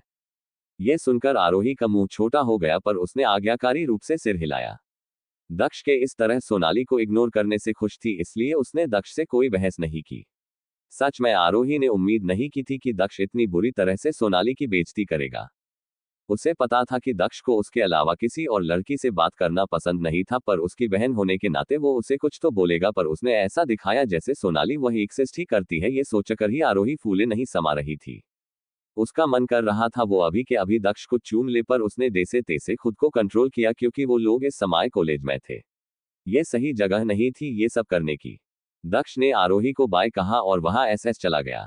सोनाली ने कसकर अपनी मुट्ठी भींच ली। उसने नहीं सोचा था कि दक्ष के करीब जाना इतना कठिन होगा। यहाँ तक कि दक्ष ने एक नजर उठाकर भी उसकी तरफ नहीं देखा। वही दूसरी तरफ वो आरोही से कितने अच्छे से बात कर रहा था और उसे पर्सनली कॉलेज छोड़ने भी आया। जितना ज्यादा सोनाली ने इसके बारे में सोचा, उतना ही ज्यादा उसे आरोही से जलन होती। वो मुड़ी और हैरान रह गई जब उसने देखा कि आरोही अपने चेहरे मुस्कान के साथ उसे देख रही थी। तुरंत उसने अपनी इमोशन को उससे छुपाया और एक बिगड़ैल बच्चे की तरह एक्ट करते हुए बोली, आरोही, मेरे जीजाजी बहुत सुंदर और बहुत अच्छे हैं। ओह, वैसे मैंने तुम्हारा नाम भी प्ले में लिखवा दिया है, इसलिए आज प्रैक्टिस करने तुम्हारे घर आऊंगी। ये सुनकर आरोही की आंखों में ठंडी हो गए। पिछले जिंदगी में सोनाली ने उसे इतने जल्दी आने को नहीं कहा था। आखिरकार वो उस समय अगस्त्या से जल्दी नहीं मिला थी। उसने केवल ये सुना था कि आरोही समुद्र किनारे एक सुंदर बड़े घर में रहती है और वो उसे एक बार देखना चाहती थी, इसलिए उसने उसे वहां ले जाने की जिद की। इत्तेफाक से जब वो आई थी तब उसकी मुलाकात दक्ष से हो हुई। तब से उसने दक्ष के करीब जाने के लिए हर संभव कोशिश की और यहाँ तक कि कुछ समय के लिए वो दक्ष के विला में भी रुकी। उस समय आरोही अकेली थी और सोनाली से बहुत प्यार करती थी, इसलिए ये सुनकर वो खुश हो गए थी कि उसकी बहन भी थोड़े दिन के लिए उसके साथ रहेगी। लेकिन उसने कभी यह उम्मीद नहीं की थी कि उसकी सो कॉल्ड बहन ने उसके साथ केवल इसलिए अच्छा व्यवहार किया क्योंकि वो उसके हस्बैंड को पसंद करती थी और उससे शादी करना चाहती थी। अब जब वो इस बारे में सोचती थी तो लगता था कि वो पिछले जन्म में अंधी थी जो सोनाली के लालच को नहीं देख सकी। वो मुड़ी और हैरान रह गई जब उसने देखा कि आरोही अपने चेहरे मुस्कान के साथ उसे देख रही थी। तुरंत उसने अपनी इमोशन को उससे छुपाया और एक बिगड़ैल बच्चे की तरह एक्ट करते हुए बोली, आरोही, मेरे जीजाजी बहुत सुंदर और बहुत अच्छे हैं। ओह वैसे मैंने तुम्हारा नाम भी प्ले में लिखवा दिया है, इसलिए आज प्रैक्टिस करने तुम्हारे घर आऊंगी। ये सुनकर आरोही की आंखों में ठंडी हो गए। पिछले जिंदगी में सोनाली ने उसे इतने जल्दी आने को नहीं कहा था। आखिरकार वो उस समय अगस्त्या से जल्दी नहीं मिला थी। उसने केवल ये सुना था कि आरोही समुद्र किनारे एक सुंदर बड़े घर में रहती है और वो उसे एक बार देखना चाहती थी, इसलिए उसने उसे वहां ले जाने की जिद की। इत्तेफाक से जब वो आई थी तब उसकी मुलाकात दक्ष से हो हुई। तब से उसने दक्ष के करीब जाने के लिए हर संभव कोशिश की और यहाँ तक कि कुछ समय के लिए वो दक्ष के विला में भी रुकी। उस समय आरोही अकेली थी और सोनाली से बहुत प्यार करती थी, इसलिए ये सुनकर वो खुश हो गए थी कि उसकी बहन भी थोड़े दिन के लिए उसके साथ रहेगी। लेकिन उसने कभी यह उम्मीद नहीं की थी कि उसकी सो कॉल्ड बहन ने उसके साथ केवल इसलिए अच्छा व्यवहार किया क्योंकि वो उसके हस्बैंड को पसंद करती थी और उससे शादी करना चाहती थी। अब जब वो इस बारे में सोचती थी तो लगता था कि वो पिछले जन्म में अंधी थी जो सोनाली के लालच को नहीं देख सकी। नहीं, तुम मेरे घर नहीं आ सकती हो, आरोही ने रुकेपन से कहा। वो पिछले जन्म की तरफ दोबारा वो गलती नहीं करना चाहती थी। सोनाली दक्ष से जितना दूर रहे वही उसके लिए अच्छा था। उसे क्या लगा पिछले बार की तरह वो इस बार भी उसे आसानी से अपने जाल में फंसा लेगी, तो ऐसा बिल्कुल भी नहीं होगा। फिर वो अपने बात को संभलते हुए बोली, मेरे कहने का मतलब था कि दक्ष को इस तरह किसी अनजान का घर आना पसंद नहीं है। आरोही के कहने का सीधा मतलब ये था कि उसके और दक्ष में कोई रिश्ता नहीं था। वही आरोही की बात सुनकर सोनाली ने अपने दांत पिस लिए, पर वो अब कर भी क्या सकती थी। लेकिन तभी उसकी नजर आरोही के भयानक मेकअप वाले चेहरे पर गए और उसे थोड़ी शांति महसूस हुए। कोई बात नहीं, दक्ष के करीब जाने के उसे और भी कई मौके मिलेंगे। अच्छा कोई बात नहीं, चलो कैंटीन चलते हैं, मुझे प्ले के बारे में तुमसे कुछ डिस्कस करना है। जैसे ही वो लोग कैंटीन पहुंचे, उन्हें देखकर सब लोग आपस में बातें करने लगे। आरोही को देखो, वो दिन पर दिन और बदसूरत होते जा रही थी। सच में मुझे तो कभी कभी सोनाली पर दया आती है कि उसकी इस जैसे बदसूरत बहन है। दोनों का कोई मुकाबला ही नहीं है। सोनाली कितनी काइंड है, वही आरोही किसी लोमड़ी की तरह चालक। सच में ये दोनों साथ में मुझे ब्यूटी एंड बीस्ट की याद दिलाते हैं। तुम लोग उस बदसूरत लड़की की बात क्यों कर रहे हो? वो बस इसलिए अभी तक हमारे कॉलेज में है क्योंकि उसने कॉलेज में टॉप किया है। इसने तो सच में इस बार अपनी बहन सोनाली को भी पीछे छोड़ दिया। तभी दूसरी लड़की बोली, ये तो कुछ भी नहीं है, तुमने सुना कि प्ले में वो अर्जुन की पार्टनर है? ये सुनकर सब लड़कियों की आंखें नफरत से भर गए। असल में हुआ ये था कि प्ले में प्रिंस का रोल अर्जुन कर रहा था। वही स्नो वाइट का रोल अभी तक डिसाइड नहीं हुआ था और सब लड़कियां वो रोल अपने लिए हासिल करना चाहती थी। इसलिए टीचर ने डिसाइड किया कि वो चिट निकलेगी, जिसका भी नाम निकलेगा वो स्नो वाइट बनेगी। इस डिसीजन से लड़कियां खुश तो नहीं थी, पर वो कुछ कर भी तो नहीं सकती थी क्योंकि ये टीचर का फैसला था। और जब चिट निकली तो उसने आरोही का नाम आया, जिसकी किसी ने उम्मीद नहीं की थी। यहाँ तक कि नाम देखकर टीचर भी एक पल के लिए हैरान हो गई थी, पर वो अब अपने बात से पलट नहीं सकती थी। इसलिए फाइनल में डिसीजन ये निकला कि स्नो वाइट का रोल आरोही करेगी। वही आरोही ने जब ये सुना तो भी हैरान हो गई, पर उसे ज्यादा कोई फर्क भी नहीं पड़ा। वैसा भी उससे ये रोल में कोई इंटरेस्ट नहीं था, पर अब उसके पास ये प्ले परफॉर्म करने के अलावा कोई दूसरा ऑप्शन नहीं था। पर यह सोचकर उसे थोड़ी घबराहट जरूर हो रही थी कि जब दक्ष को ये पता चलेगा कि उसे किसी दूसरे लड़के के साथ स्टेज पर परफॉर्म करना होगा तो पता नहीं वो कैसे रिएक्ट करेगा। भले ही सामने उसका भाई ही क्यों ना हो, उसे पता था कि दक्ष को ये किसी की कीमत पर मंजूर नहीं होगा कि वो दूसरे आदमी के करीब जाए। वही उन लड़कियों की बात सुनकर एक पल के लिए सोनाली भी हैरान हो गई, लेकिन फिर उसके चेहरे पे शैतानी मुस्कुराहट आ गई। वो इस बात का फायदा उठाकर दक्ष और आरोही के बीच में दूरी पैदा कर सकती थी। उसे अब अर्जुन से कोई मतलब नहीं था, उसे बस किसी भी कीमत पर दक्ष चाहिए था। वो भी आरोही की तरह खुशहाल जीवन जीना चाहती थी। वो अपने लिए दक्ष का वो प्यार हासिल करना था जो उसने दक्ष की आंखों में आरोही के लिए देखा था। वो चाहती थी कि दक्ष उसकी वैसे ही केयर करे जैसे वो आरोही की करता था। तभी सोनाली अपने चेहरे पे एक बड़ी सी स्माइल लाते हुए बोली, आरोही, मैं तुम्हें बढ़ाए देना तो भूल ही गए, मैंने सुना है कि तुमने पूरी क्लास में टॉप किया है। आरोही अपना खान खाते हुए बेपरवाही से बोली, वेल ये सिर्फ एक टेस्ट था, इसमें कोई बड़ी बात नहीं है। सोनाली को पता था कि आरोही कितनी इंटेलिजेंट है, लेकिन फिर भी जब उसे पता चला कि आरोही ने पूरी क्लास में टॉप लिया है तो वो हैरान हो गई थी। लेकिन जहां तक मुझे याद है कि तुम्हें तो पढ़ना बिल्कुल भी पसंद नहीं था, यहां तक कि तुम्हें तो पढ़ाई से नफरत थी, फिर अचानक से क्या हुआ कि तुमने इतने मेहनत की? मुझे नफरत थी, मुझे हर वो चीज से नफरत है जो आसान है। यह सुनकर सोनाली का चेहरा एकदम से कला पर गया और वो जोर जोर से खांसने लगी। वही सोनाली को इस तरह देखकर आरोही, क्या हुआ, तुम ठीक तो हो ना? हाँ, मैं बिल्कुल ठीक हूँ। आरोही ने कितनी आसानी से बोल दिया कि उसके लिए पढ़ाई बिल्कुल भी कठिन नहीं है। वही वो अच्छा स्कोर करने के लिए जाने कितनी बहुत मेहनत करती थी। यहाँ की अपने पूरे एफर्ट्स लगाने के बाद भी वो सिर्फ सेकंड आ पाए थी, और इस बार वो आरोही के बदलते बिहेवियर की वजह से अपने पढ़ाई पर अच्छे से ध्यान नहीं दे पाए, और इस बार वो पूरे क्लास में 10th आए थी। वही आरोही ने ज्यादा कुछ किए बिना ही टॉप कर लिया। सोनाली ने अपने अपने दिल में बढ़ते नफरत को कंट्रोल किया। कोई बात नहीं, वो इन सब का चुन चुनकर हिसाब उससे लेगी। एक बार वो दक्ष को अपने तरफ अट्रैक्ट कर ले, फिर वो आरोही को अच्छा सबक सिखाएगी और अपने हर एक बेइज्जती कर बदला लेगी। ब्रेकफास्ट के बाद आरोही जैसे ही क्लास में जाने को हुए, उसे कुछ अजीब लगा। उसने देखा कि उसे वहां देखते ही सबकी आंखें चमक उठी, जैसे कि वो उसी के आने का इंतजार कर रहे हो। आरोही क्लास के 2 कदम की दूरी पर ही रुक गए। बच्चे एक्साइटमेंट के साथ डोर की तरफ ही देख रहे थे, जैसे वो ग्रेट एंट्रेंस का इंतजार कर रहे हो। पिछली जिंदगी में उसके और उसके क्लासमेट के बीच का रिश्ता अच्छा नहीं था। वो आए दिन उससे कोई ना कोई प्रैंक करते ही रहते और उसे बहुत परेशान करते थे। तभी आरोही की नजर ऊपर गए और वहां देखकर उसे कोई हैरानी नहीं हुए। आरोही बिल्कुल भी घबराए हुए नहीं थी। कुछ लोग जो अपने एक्साइटमेंट को कंट्रोल नहीं कर पाए, वो अपना सिर खिड़की के बाहर निकालकर देखने लगे, और आरोही को वहां देखकर उन्होंने जल्दी से अपना सिर अंदर कर लिया। तभी आरोही की नजर हिंदी टीचर पर गए और उसकी आंखें चमक उठी। हिंदी टीचर आरोही को देखते हुए बोली, आरोही तुम यहाँ क्या कर रही हो? क्लास का टाइम हो गया, तुम अभी तक अंदर क्यों नहीं गए? टीचर वो बस अपने जिंदगी के बारे में सोच रही थी। टीचर पहले आप चलिए, मैं आपके पीछे आते ही। आरोही को अच्छे एटीट्यूड को देखते हुए हिंदी टीचर को अच्छा लगा। लेकिन जैसे ही टीचर ने क्लास का दरवाजा खोला, एक धाम के आवाज के साथ एक बाल्टी पानी सीधे हिंदी टीचर के ऊपर आकर गिरा। यह देखकर हिंदी टीचर आग बबूला हो गई और वो लगभग चीखते हुए बोली, किसकी हिम्मत है, ये जल्दी से मेरे सामने आओ। आरोही की जगह वह हिंदी टीचर को देखकर सब बच्चे परेशान हो गए। उसकी एक्साइटमेंट एक पल में ही गायब हो गए। क्लास में हर किसी को पता था कि हिंदी टीचर के अलावा तुम किसी भी टीचर से पंगा ले सकते हो। बहुत देर के बाद भी जब कोई सामने नहीं आए तो टीचर अपना चेहरा साफ करते हुए बोली, मैं आखिरी बार कह रही हूँ, अपने आप सामने आ जाओ, ये किसकी शैतानी है? बाद में अगर मुझे पता चला कि ये किसने किया है तो मुझसे बुरा कोई नहीं होगा। वही टीचर की धमकी सुनकर सब बच्चे एक दूसरे की तरफ देखने लगे। फिर 2 लड़के और 2 लड़कियां आगे आए। तुम चारों मेरे साथ ऑफिस चलो। तभी हिंदी टीचर की नजर आरोही पर गए और उन्होंने अपनी आंखें में नफरत के साथ उसकी तरफ देखा। वो समझ गए थी आरोही को इस बारे में पहले से ही पता था, इसलिए वो क्लास के अंदर नहीं जा रही थी। हिंदी टीचर ने घूर कर उसकी तरफ देखा। आरोही अपनी आंखों में मासूमियत लिए उन्हें देख रही थी। ये देखकर टीचर पैर पटकते हुए वहां से चली गए।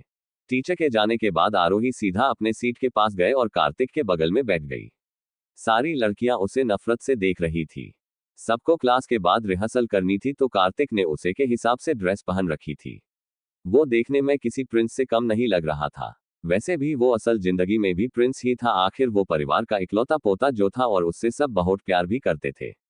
जैसे ही कार्तिक की नजर आरोही की बदसूरत चेहरे पे गए, उसका खिलखिलाता चेहरा मुरझा गया, पर आरोही को इससे कोई फर्क नहीं पड़ा। ऊपर से अभी उसके पास उससे झगड़ने का टाइम भी नहीं था।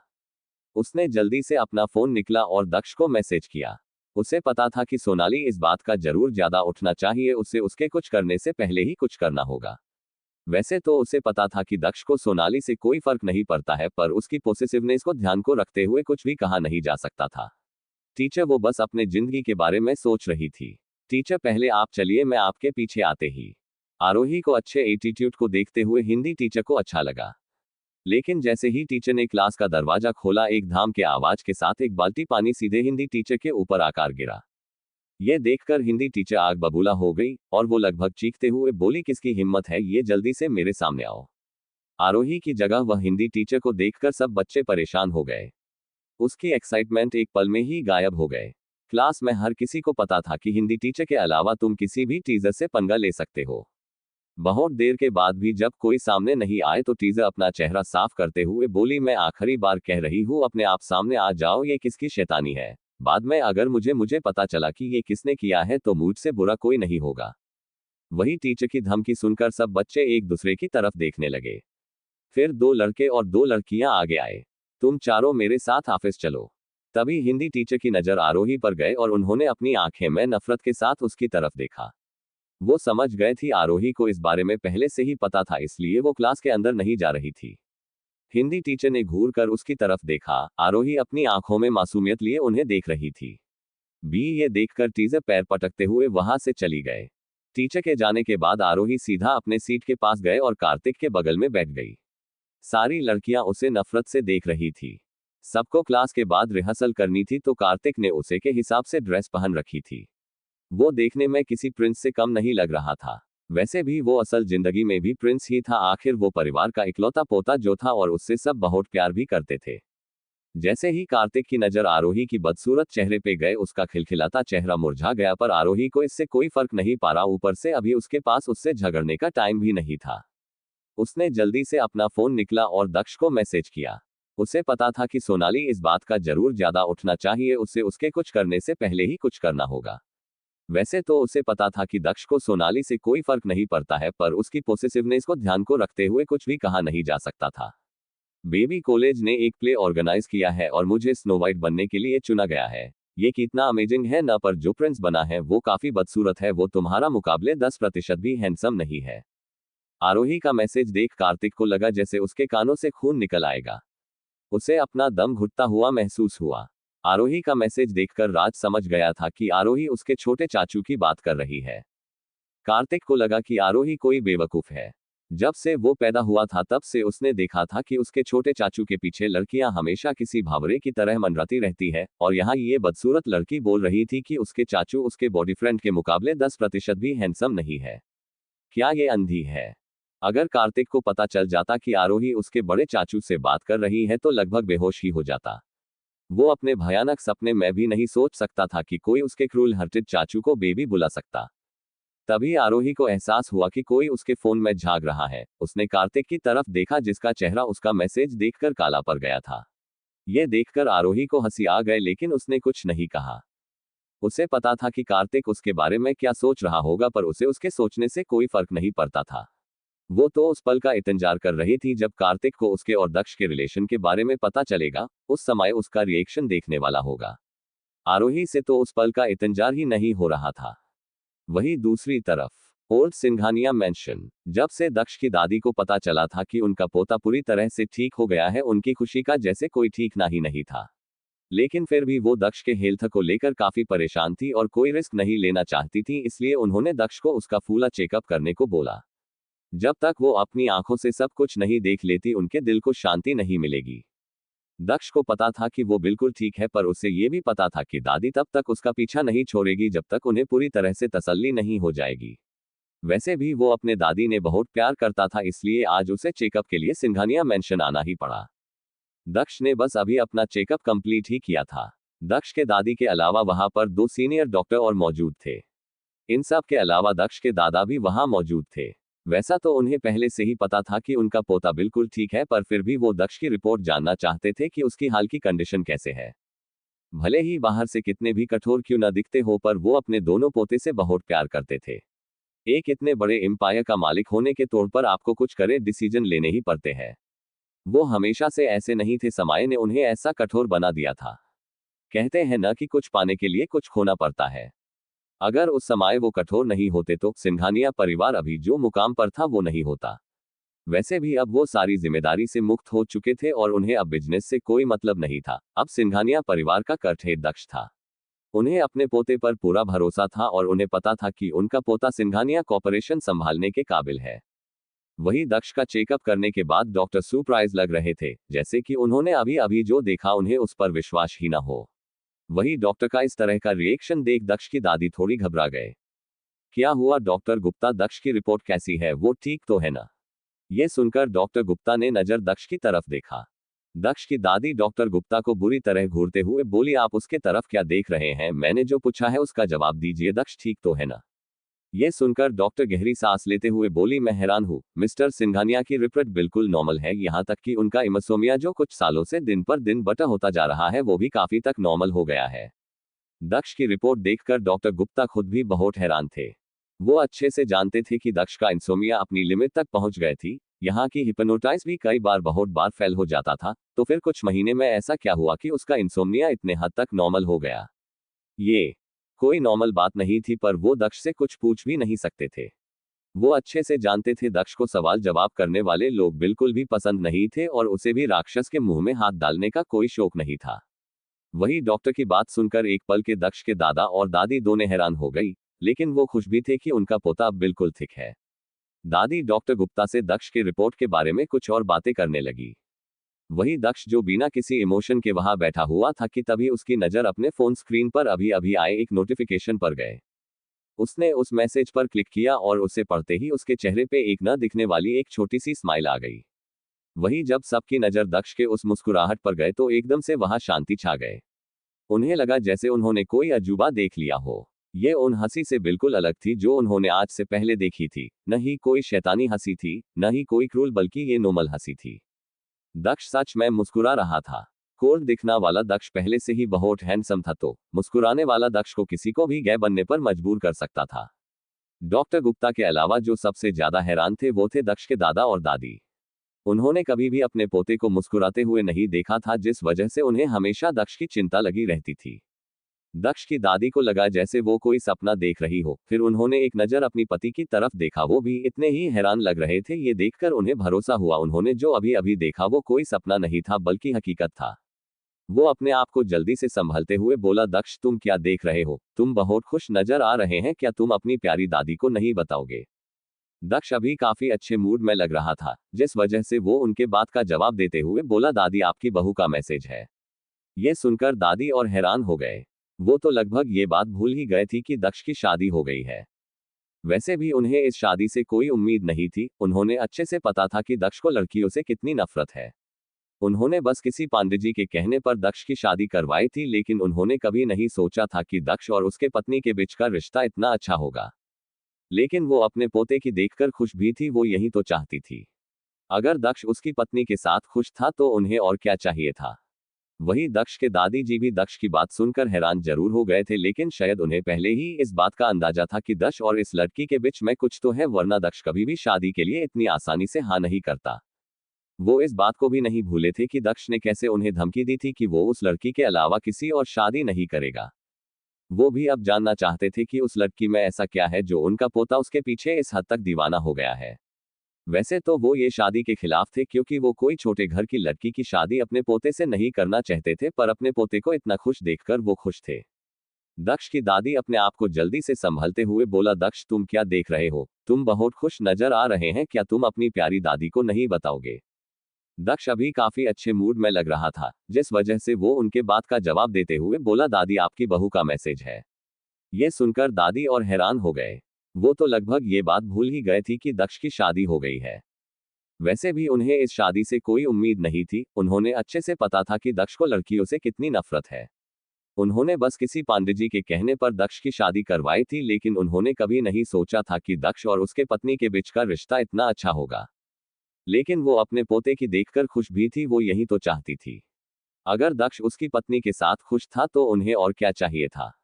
वही दक्ष के दादी जी भी दक्ष की बात सुनकर हैरान जरूर हो गए थे, लेकिन शायद उन्हें पहले ही इस बात का अंदाजा था कि दक्ष और इस लड़की के बीच में कुछ तो है, वरना दक्ष कभी भी शादी के लिए इतनी आसानी से हाँ नहीं करता। वो इस बात को भी नहीं भूले थे कि दक्ष ने कैसे उन्हें धमकी दी थी कि वो उस लड़की के अलावा किसी और शादी नहीं करेगा। वो भी अब जानना चाहते थे कि उस लड़की में ऐसा क्या है जो उनका पोता उसके पीछे इस हद तक दीवाना हो गया है। वैसे तो वो ये शादी के खिलाफ थे, क्योंकि वो कोई छोटे घर की लड़की की शादी अपने पोते से नहीं करना चाहते थे, पर अपने पोते को इतना खुश देखकर वो खुश थे।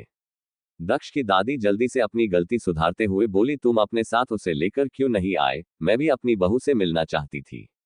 कोई बात नहीं, अगली बार जब तुम आओ तो उसे अपने साथ जरूर लेना आना। आखिर मैं तो दुखी मेरी पोता बहू कैसी है। ये शादी किसी भी हालात में क्यों न हुए हो, लेकिन दक्ष को अगर वो पसंद थी तो उन्हें कोई प्रॉब्लम नहीं थी।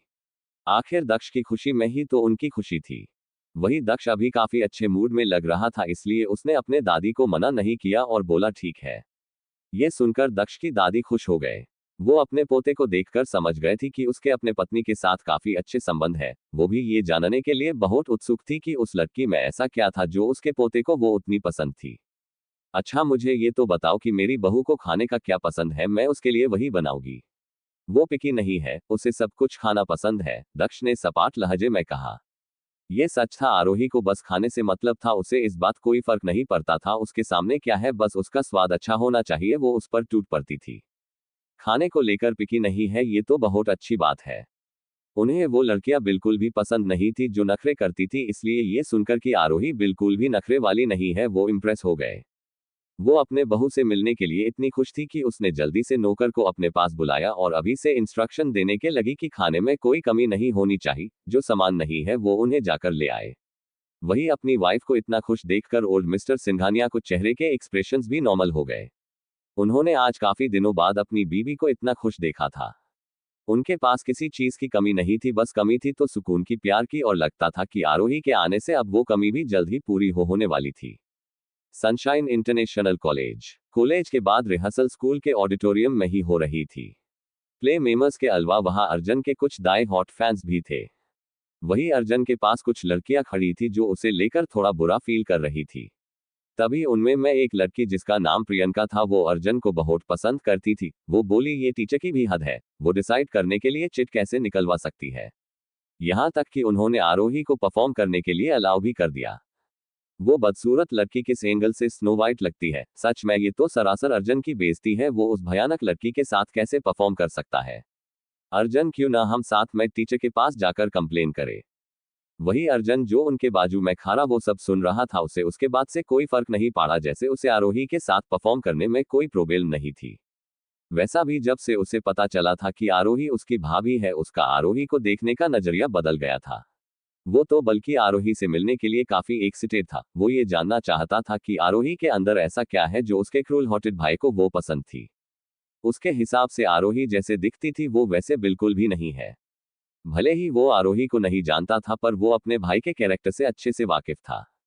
वही आरोही को लॉलीपॉप चूसते हुए दरवाजे के पास खड़ी उनकी बातें सुन रही थी। उनकी बातें सुनकर उसके चेहरे पे एक स्माइल आ गए। वो सब लड़कियां ऐसा क्यों दिखा रही थी जैसे अर्जुन के साथ बहुत बुरा हुआ है। वही जैसे ही सबकी नजर दरवाजे के पास खड़ी आरोही पर गए, वहां पर एकदम सन्नाटा छा गया। वहां आरोही को देखकर लड़कियों का गुस्सा भड़क उठा।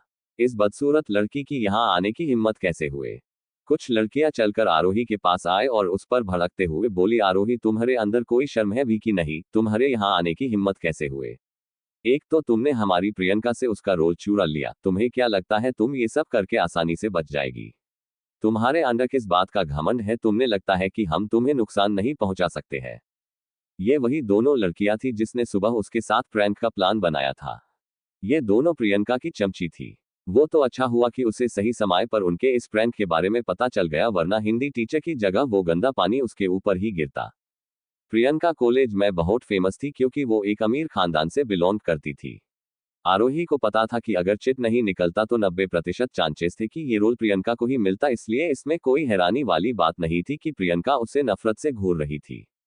आरोही ने उससे अर्जुन के करीब जाने का इतना अच्छा मौका जो छीन लिया था। ऐसा नहीं था कि प्रियंका सुंदर नहीं थी, बल्कि प्रियंका सोनाली के बाद कॉलेज के सबसे सुंदर लड़की थी। उसे याद था कि पिछली जिंदगी में भी उसने अर्जुन के करीब जाने की उसने बहुत कोशिश की थी, पर वो सफल नहीं हो पाई थी क्योंकि सोनाली ने उससे वो मौका छीन लिया था। उसे याद आया कि उसने कभी भी अर्जुन और सोनाली एक दूसरे के बहुत करीब नहीं देखा था। बस सोनाली ने उसे बताया कि वो और अर्जुन बहुत जल्द ही शादी करने वाले हैं और वो तुरंत उसकी बात को मान गए थी। उसने तो ये बात दक्ष से भी कंफर्म नहीं की थी क्योंकि सोनाली ने उसे मना किया था कि वो अभी इस बारे में किसी को न बताए। वो अब जब इस बारे में सोच रही थी तो उसे लग रहा था कि सोनाली ने उस समय उससे जो बोला था वो सच भी था कि नहीं। सच में सोनाली बहुत ही शातिर लड़की थी, पता नहीं क्यों वो कभी उसका असली चेहरा नहीं देख पाए। वैसे तुम किस बात के लिए इतना गुस्सा कर रही है, ये बस कुछ सेकंड की ही तो है। कुछ सेकंड। प्रिंस और स्नो वाइट के साथ में ज्यादा सीन्स नहीं थे। जब तक स्नो वाइट जहरीला सेब नहीं खा लेती और बेहोश नहीं हो जाती, उसके बाद प्रिंस वहां आता है, लेकिन वो कुछ सेकंड का सीन भी किसिंग सीन था। इस बारे में सोचते ही प्रियंका ने अपने दांत पिस लिए। उसे समझ आ गया कि आरोही ने जानबूझकर गुस्सा दिलाने के लिए उससे ये कहा था, और ऐसा हुआ भी। वो इस बात को सोचते ही गुस्से से आग बबूला हो गई। आरोही तुम अपने आप को समझती क्या हो, और अर्जुन तुम क्या सच में ये सीन करना चाहता हो, प्रियंका लगभग गुस्से से दहाड़ते हुए बोली। वही प्रियंका की बात सुनकर अर्जुन के चेहरा काला पड़ गया। अफसोस नोट, वो ऐसा कुछ नहीं करने वाला था, उसे अपनी जान बहुत प्यारी थी। उसे पता था ऐसा करना तो दूर, अगर उसने इस बारे में सोचा भी तो उसका भाई उसे खोलते तेल में फेंक दिया। ये सोचते ही दक्ष एक पल के लिए कौंप गया। लेकिन वो कर भी क्या सकता था, वो इस तरह अपने बोले सबसे पीछे तो नहीं हट सकता था। लेकिन उसे कुछ न कुछ करना ही होगा। आरोही उसकी भाभी थी, वो उसे किस कैसे कर सकता था। तभी टीचर वहां आए और बोली, तुम लोग अभी तक यहाँ क्या कर रहे हो, चलो रिहर्सल कर टाइम हो गया है। ये सुनकर सबसे अर्जुन की तरफ देखा, लेकिन जब उन्होंने देखा कि अर्जुन कुछ नहीं बोल रहा है तो उनके पास बोलने को कुछ नहीं था। फिर सब अपने गुस्से का घुट पीते हुए रिहर्सल करने चले गए। रिहर्सल के बाद आरोही जैसे ही बाहर आए उसका फोन बजा। उसने एक नजर फोन की तरफ देखा और दक्ष का कॉल देखकर आरोही के चेहरे पे एक प्यारी सी स्माइल आ गई। उसने जल्दी से कॉल रिसीव किया। क्या तुम्हारी क्लास खत्म हो गए? रिसीवर की दूसरे तरफ दक्ष के नेगेटिव आवाज सुनाई दी। हाँ, क्लास खत्म हो गए, मैंने बस अभी अभी ही अपने रिहर्सल खत्म किया है, लेकिन प्रिंस इतना बदसूरत था कि मुझे लगा जैसे मुझे स्टेज पर ही उल्टी हो जाएगी। मैं टीचर के पास भी गए कि मुझे ये रोल नहीं करना है, पर टीचर ने कहा कि निकली हुई चिट को बदला नहीं जा सकता है। वही अर्जुन जो ऑडिटोरियम से बाहर आ रहा था, आरोही की बात सुनकर लगभग वो गिर ही गया। ठीक है, मना कि वो अपने भाई के मुकाबले कम हैंडसम था, पर वो इतना भी बदसूरत नहीं था कि उसे देखकर आरोही को उल्टी आ जाए। उसे ये सब बोलने से पहले एक बार अपना चेहरा जरूर आईने में देखना चाहिए, फिर उसे पता चलेगा बदसूरत होना किसी कहते हैं। पता नहीं भाई ने इसमें क्या देख लिया जो इस जैसी बदसूरत लड़की से शादी कर ली, मुझे पता करना ही होगा। वही आरोही की ये आदत थी कि जो कुछ भी कॉलेज में होता था वो सब दक्ष को बताती थी। वही दक्ष भी शांति से उसकी हर एक बात सुन रहा था। आरोही अब जब इस बारे में सोच रही थी तो उसे लग रहा था कि सोनाली ने उस समय उससे जो बोला था वो सच भी था कि नहीं। सच में सोनाली बहुत ही शातिर लड़की थी, पता नहीं क्यों वो कभी उसका असली चेहरा नहीं देख पाए। वैसे तुम किस बात के लिए इतना गुस्सा कर रही है, ये बस कुछ सेकंड की ही तो है। कुछ सेकंड? प्रिंस और स्नो वाइट के साथ में ज्यादा सीन्स नहीं थे। जब तक स्नो वाइट जहरीला सेब नहीं खा लेती और बेहोश नहीं हो जाती, उसके बाद प्रिंस वहां आता है, लेकिन वो कुछ सेकंड का सीन भी किसिंग सीन था। इस बारे में सोचते ही प्रियंका ने अपने दांत पिस लिए। उसे समझ आ गया कि आरोही ने जानबूझकर गुस्सा दिलाने के लिए उससे ये कहा था, और ऐसा हुआ भी। वो इस बात को सोचते ही गुस्से से आग बबूला हो गई। आरोही तुम अपने आप को समझती क्या हो, और अर्जुन तुम क्या सच में ये सीन करना चाहता हो, प्रियंका लगभग गुस्से से दहाड़ते हुए बोली। वही प्रियंका की बात सुनकर अर्जुन के चेहरा काला पड़ गया। अफसोस नोट, वो ऐसा कुछ नहीं करने वाला था, उसे अपनी जान बहुत प्यारी थी। उसे पता था ऐसा करना तो दूर, अगर उसने इस बारे में सोचा भी तो उसका भाई उसे खोलते तेल में फेंक दिया। ये सोचते ही दक्ष एक पल के लिए कौंप गया। लेकिन वो कर भी क्या सकता था, वो इस तरह अपने बोले सबसे पीछे तो नहीं हट सकता था। लेकिन उसे कुछ न कुछ करना ही होगा। आरोही उसकी भाभी थी, वो उसे किस कैसे कर सकता था। तभी टीचर वहां आए और बोली, तुम लोग अभी तक यहाँ क्या कर रहे हो, चलो रिहर्सल कर टाइम हो गया है। ये सुनकर सबसे अर्जुन की तरफ देखा, लेकिन जब उन्होंने देखा कि अर्जुन कुछ नहीं बोल रहा है तो उनके पास बोलने को कुछ नहीं था। फिर सब अपने गुस्से का घुट पीते हुए रिहर्सल करने चले गए। रिहर्सल के बाद आरोही जैसे ही बाहर आए उसका फोन बजा। उसने एक नजर फोन की तरफ देखा और दक्ष का कॉल देखकर आरोही के चेहरे पे एक प्यारी सी स्माइल आ गई। उसने जल्दी से कॉल रिसीव किया। क्या तुम्हारी क्लास खत्म हो गए? रिसीवर की दूसरे तरफ दक्ष के नेगेटिव आवाज सुनाई दी। हाँ, क्लास खत्म हो गए, मैंने बस अभी अभी ही अपने रिहर्सल खत्म किया है, लेकिन प्रिंस इतना बदसूरत था कि मुझे लगा जैसे मुझे स्टेज पर ही उल्टी हो जाएगी। मैं टीचर के पास भी गए कि मुझे ये रोल नहीं करना है, पर टीचर ने कहा कि निकली हुई चिट को बदला नहीं जा सकता है। वही अर्जुन जो ऑडिटोरियम से बाहर आ रहा था, आरोही की बात सुनकर लगभग वो गिर ही गया। ठीक है, मना कि वो अपने भाई के मुकाबले कम हैंडसम था, पर वो इतना भी बदसूरत नहीं था कि उसे देखकर आरोही को उल्टी आ जाए। उसे ये सब बोलने से पहले एक बार अपना चेहरा जरूर आईने में देखना चाहिए, फिर उसे पता चलेगा बदसूरत होना किसी कहते हैं। पता नहीं भाई ने इसमें क्या देख लिया जो इस जैसी बदसूरत लड़की से शादी कर ली, मुझे पता करना ही होगा। वही आरोही की ये आदत थी कि जो कुछ भी कॉलेज में होता था वो सब दक्ष को बताती थी। वही दक्ष भी शांति से उसकी हर एक बात सुन रहा था। अगले दिन आरोही जैसे ही घर आए उसकी नजर सोफे पर बैठे दक्ष पर गए। दक्ष को इस समय घर पर देखकर उसके चेहरे पे एक बड़ी सी स्माइल आ गई, क्योंकि आधे से ज्यादा समय दक्ष ऑफिस में ही रहता था। दक्ष के पास उसके लिए टाइम ही नहीं होता था, जिस वजह से वो दक्ष से बहुत नाराज रहती थी, लेकिन आज दक्ष को घर पर देखकर वो खुश हो गए। वो दौड़कर दक्ष के पास गए और उसे कसकर गले लगते हुए बोली, हब्बी मैंने आपको बहुत मिस किया। ये बोलकर उसने दक्ष के गाल पे एक छोटी सी किस कर दी। वही आरोही के इस तरह करने से दक्ष ने कसकर उसकी पतली कमर को पकड़ लिया जिससे वो आराम से उसकी गोद में बैठ सके। लेकिन बिल्कुल भी खुश नजर था, उसके चेहरे पे डिसैटिस्फैक्शन साफ नजर आ रहा था।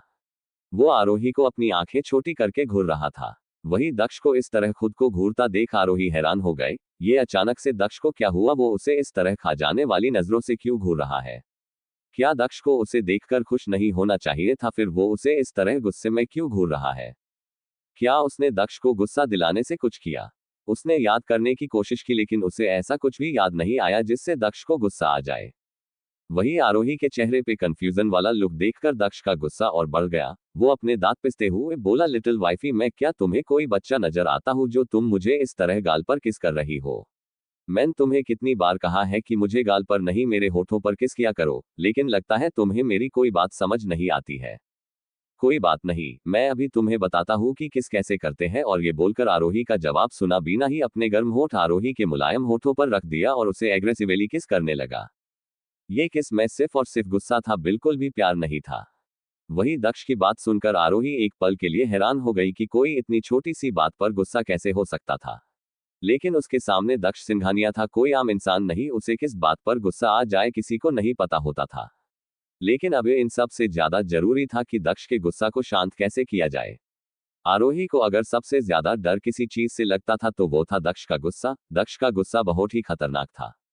एक बार उसे गुस्सा आ जाए तो वो ये नहीं देखता था कि सामने कौन है, वो उसके साथ कुछ भी कर सकता था। भले ही उसे पता था कि दक्ष कभी भी उसे चोट नहीं पहुंचा सकता है, लेकिन फिर भी उसे उसके गुस्से से बहुत डर लगता था। उसे याद था कि पिछला जिंदगी में दक्ष को गलतफहमी हो गई थी कि उसके और अर्जुन के बीच में कुछ चल रहा है और गुस्से में आकर दक्ष ने उसे एक अंधेरे कमरे में बंद कर दिया था। यहाँ तक कि उसने एक बार भी उससे ये पूछना जरूरी नहीं समझा कि सच में उसके और अर्जुन के ऐसा कुछ था भी कि नहीं। उस समय दक्ष पूरी तरह पागल हो गया था, उसने अपनी सोचने समझने की शक्ति खो दी थी। अगर आरोही की जगह कोई और होता तो वो कब का उसे मौत के घाट उतार देता, लेकिन वो आरोही को कुछ नहीं कर सकता था, चाहे वो कितने भी गुस्से में क्यों न हो। उसे अभी भी याद था कि वो 2 दिनों तक उसी अंधेरे कमरे में बंद रही थी। वो 2 दिन उसके जिंदगी का सबसे भयानक दिन था। उस समय चाहे उसने दक्ष को समझने की कितनी भी कोशिश क्यों न की हो, पर दक्ष ने उसकी एक नहीं सुनी थी। वो आज भी उस पल को याद करती थी तो अंदर तक कौंप जाती थी। वो उसके जिंदगी का सबसे भयानक दिन था। भले ही बाद में दक्ष को पता चल गया कि उसके और अर्जुन के बीच में ऐसा कुछ भी नहीं है और उसने उसे जाने दिया, लेकिन वो कभी भी वो डर अपने दिल से निकल नहीं पाई थी। दक्ष उसे लेकर हद से ज्यादा पजेसिव था। उसका बस चलता तो वो आरोही को घर में कैद करके रखता जिससे कोई भी उसकी तरफ आंख उठाकर भी ना देख सके, क्योंकि उसके हिसाब से आरोही सिर्फ उसकी थी तो उसे देखने का हक, उसे छूने का, महसूस करने का हल सिर्फ और सिर्फ उसका था। लेकिन वो आरोही को डराना भी नहीं चाहता था। वो नहीं चाहता था कि उसका ये पागलपन देखकर आरोही उससे दूर हो जाए, इसलिए उसने खुद को कंट्रोल कर रखा था। वो कुछ भी बर्दाश्त कर सकता था लेकिन आरोही को खुद से दूर जाने नहीं दे सकता था। वही आरोही ने एक गहरी सांस ली और वो भी दक्ष के किस में उसका साथ देना लगी। साथ ही वो अपना एक हाथ उसके बाल में ले गए और प्यार से उसके बाल में हाथ फेरने लगी। जैसी कि उसने उम्मीद की थी, उसके इस तरह करने से दक्ष का गुस्सा धीरे धीरे शांत होने लगा। इतने सालों तक दक्ष के साथ रहने के बाद आरोही को अच्छे से पता था कि दक्ष के गुस्से को कैसे शांत करना है। दक्ष अब बहुत ही प्यार से उसे किस कर रहा था। वो उसके लोअर लिप्स को अपने होठों को बीच दबाते हुए उसे चूम रहा था। वो कभी उसके अपर लिप्स को चूमता तो कभी लोअर लिप्स को। वो तब तक उसे किस करता रहा जब तक वो पूरी तरह सेटिस्फाई नहीं हो गया। उसके बाद उसने उसे छोड़ दिया। वही दक्ष के छोड़ते ही आरोही जोर जोर से सांस लेने लगी और अपनी बढ़ी हुए धड़कनों को कंट्रोल करने को कोशिश करने लगी। दक्ष ने एक नजर आरोही को देखा जो अपने आप को कंट्रोल करने की कोशिश कर रही थी। ये देखकर दक्ष के होठ के कोने थोड़े से मुड़ गए। फिर वो बहुत ही सेडिक्टिव वे में आरोही के गर्दन को अपने जिभ से लीक करते हुए बोला, लिटिल वाइफी, अब तुम्हें समझ आया कि किस कैसे करते हैं। वही दक्ष के इस तरह करने से आरोही के पूरे शरीर में जैसे करंट लग गया और उसकी पकड़ दक्ष पर कस गए। वही आरोही को कुछ न बोलता देख दक्ष वैसे ही आरोही की गर्दन पर किस करते हुए बोला, लिटिल वाइफी, तुमने मेरी बातों का जवाब नहीं दिया। क्या तुम चाहती हो कि मैं तुम्हें फिर से वो सब करके दिखाऊं?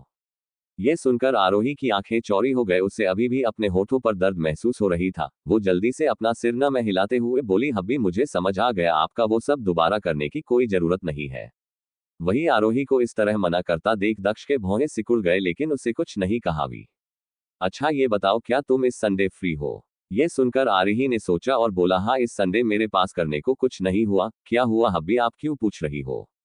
दक्ष उसके गाल को सहलाते हुए बोला, वो दादी तुमसे मिलना चाहती है। वही आरोही ने एक गहरी सांस ली और वो भी दक्ष के किस में उसका साथ देना लगी। साथ ही वो अपना एक हाथ उसके बाल में ले गए और प्यार से उसके बाल में हाथ फेरने लगी। जैसी कि उसने उम्मीद की थी, उसके इस तरह करने से दक्ष का गुस्सा धीरे धीरे शांत होने लगा। इतने सालों तक दक्ष के साथ रहने के बाद आरोही को अच्छे से पता था कि दक्ष के गुस्से को कैसे शांत करना है। दक्ष अब बहुत ही प्यार से उसे किस कर रहा था। वो उसके लोअर लिप्स को अपने होठों को बीच दबाते हुए उसे चूम रहा था। वो कभी उसके अपर लिप्स को चूमता तो कभी लोअर लिप्स को। वो तब तक उसे किस करता रहा जब तक वो पूरी तरह सेटिस्फाई नहीं हो गया। उसके बाद उसने उसे छोड़ दिया। वही दक्ष के छोड़ते ही आरोही जोर जोर से सांस लेने लगी और अपनी बढ़ी हुए धड़कनों को कंट्रोल करने को कोशिश करने लगी। दक्ष ने एक नजर आरोही को देखा जो अपने आप को कंट्रोल करने की कोशिश कर रही थी। ये देखकर दक्ष के होठ के कोने थोड़े से मुड़ गए। फिर वो बहुत ही सेडिक्टिव वे में आरोही के गर्दन को अपने जिभ से लीक करते हुए बोला, लिटिल वाइफी अब तुम्हें समझ आया कि किस कैसे करते हैं।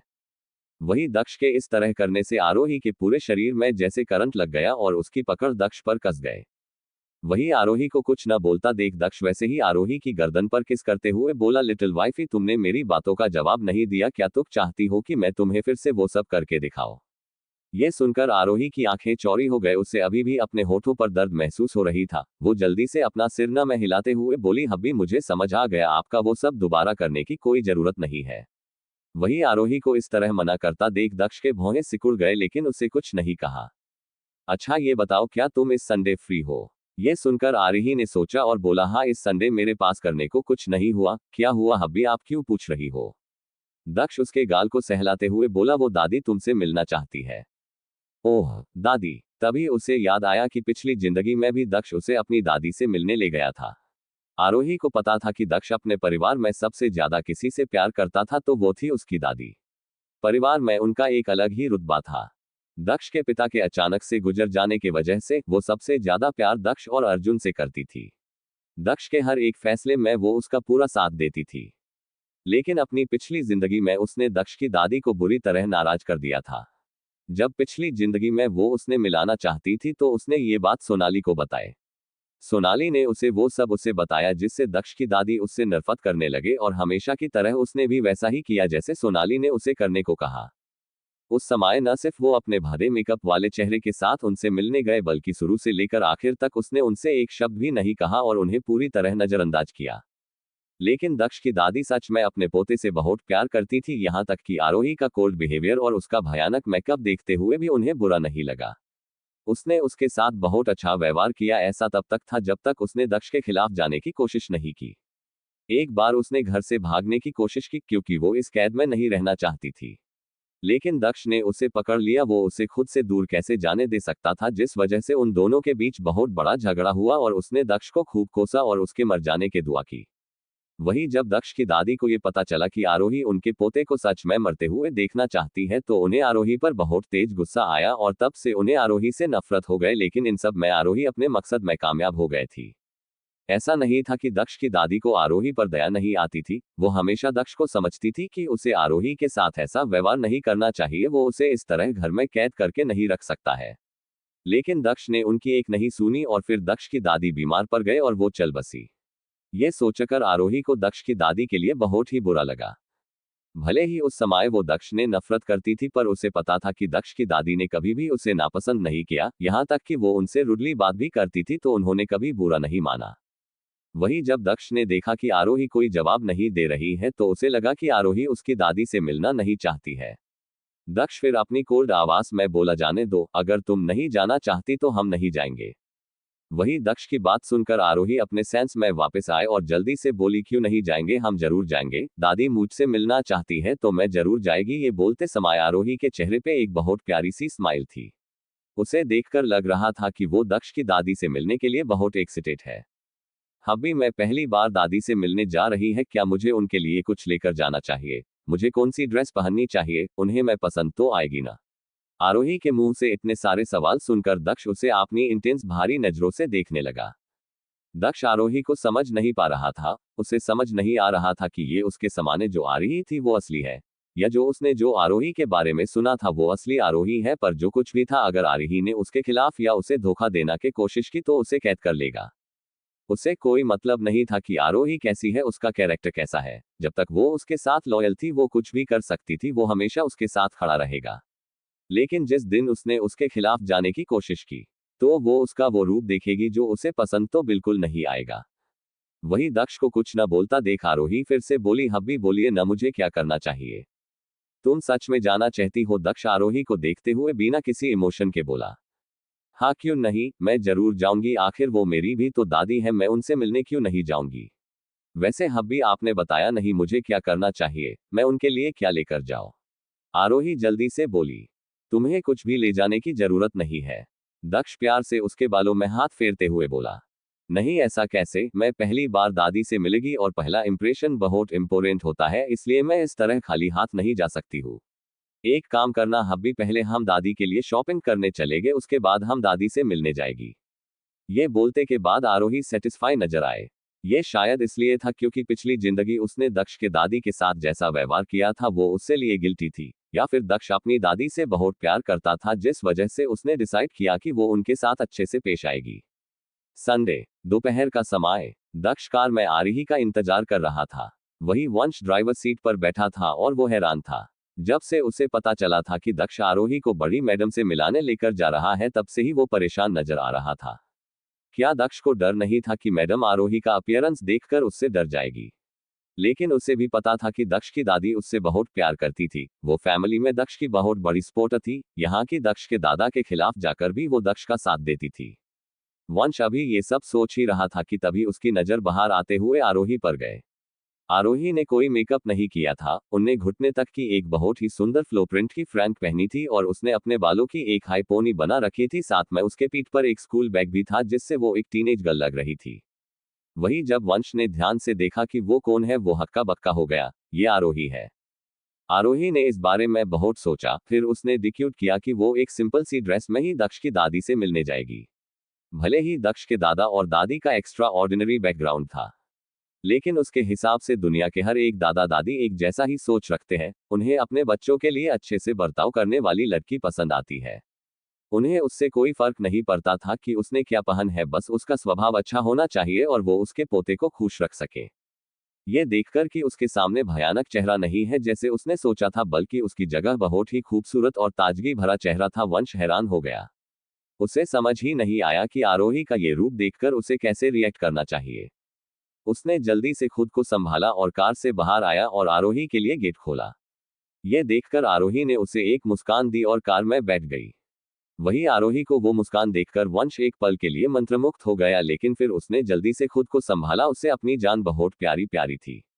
अगर बॉस ने उसे इस तरह देख लिया तो उन्हें एक सेकंड भी नहीं लगेगा उसके टुकड़े करने में।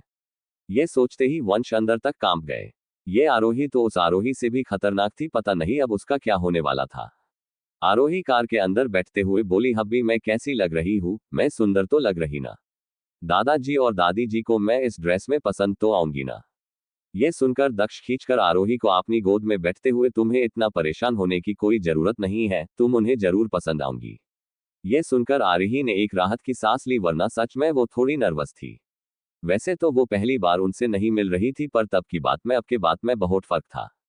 उसे उस समय कोई फर्क नहीं पड़ता था कि दक्ष के दादा और दादी उसके बारे में क्या सोचते हैं, लेकिन अब वो दक्ष के साथ रहना चाहती थी, इसलिए वो चाहती थी कि दक्ष के दादा दादी को वो पसंद आ जाए। संडे दोपहर का समय, दक्ष कार में आरोही का इंतजार कर रहा था। वही वंश ड्राइवर सीट पर बैठा था और वो हैरान था। जब से उसे पता चला था कि दक्ष आरोही को बड़ी मैडम से मिलाने लेकर जा रहा है, तब से ही वो परेशान नजर आ रहा था। क्या दक्ष को डर नहीं था कि मैडम आरोही का अपीयरेंस देखकर उससे डर जाएगी? लेकिन उसे भी पता था कि दक्ष की दादी उससे बहुत प्यार करती थी, वो फैमिली में दक्ष की बहुत बड़ी सपोर्टर थी, यहाँ की दक्ष के दादा के खिलाफ जाकर भी वो दक्ष का साथ देती थी। वंश अभी ये सब सोच ही रहा था कि तभी उसकी नजर बाहर आते हुए आरोही पर गए। आरोही ने कोई मेकअप नहीं किया था, उनने घुटने तक की एक बहुत ही सुंदर फ्लो प्रिंट की फ्रैंक पहनी थी और उसने अपने बालों की एक हाई पोनी बना रखी थी, साथ में उसके पीठ पर एक स्कूल बैग भी था जिससे वो एक टीनेज गर्ल लग रही थी। वही जब वंश ने ध्यान से देखा कि वो कौन है, वो हक्का बक्का हो गया, ये आरोही है।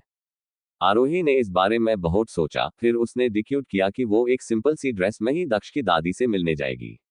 भले ही दक्ष के दादा और दादी का एक्स्ट्रा ऑर्डिनरी बैकग्राउंड था, लेकिन उसके हिसाब से दुनिया के हर एक दादा दादी एक जैसा ही सोच रखते हैं। उन्हें अपने बच्चों के लिए अच्छे से बर्ताव करने वाली लड़की पसंद आती है।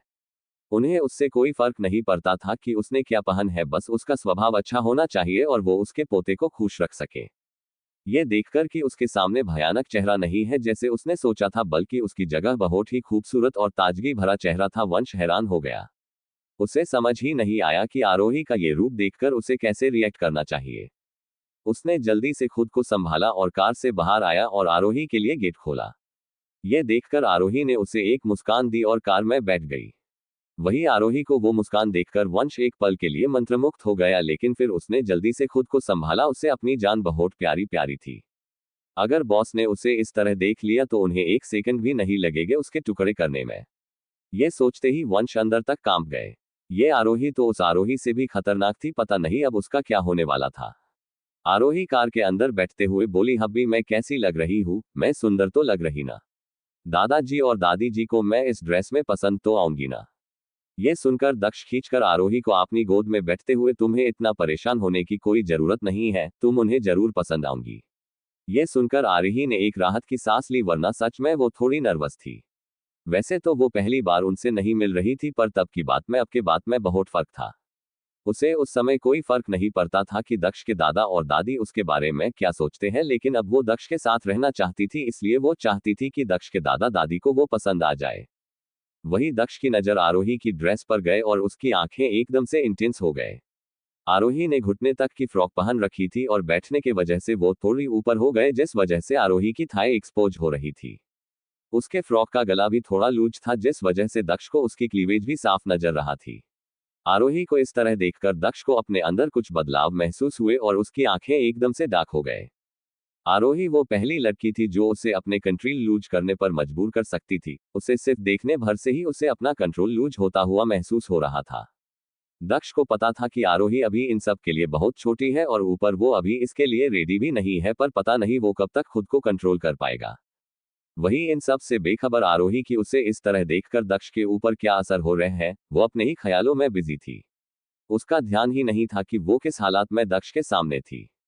ये तो सीधा सीधा शेर को दावत देना के बराबर था। शेर के सामने उसका पसंदीदा चीज रखते हुए बोलो आओ और मुझे खाओ। वही जब दक्ष से और कंट्रोल नहीं हुआ तो उसने अपने एक हाथ से कस और आरोही की कमर को पकड़ लिया और दूसरे हाथ से आरोही के चीन को पकड़ते हुए उसे किस करने लगा। वो उसे बहुत ही एग्रेसिवली किस कर रहा था। उसके किस में एक अलग सा ही पागलपन नजर आ रहा था, जिसे महसूस कर आरोही कौंप गए। उसे समझ नहीं आया कि अचानक से दक्ष को क्या हुआ, वो इस तरह क्यों रिएक्ट कर रहा था।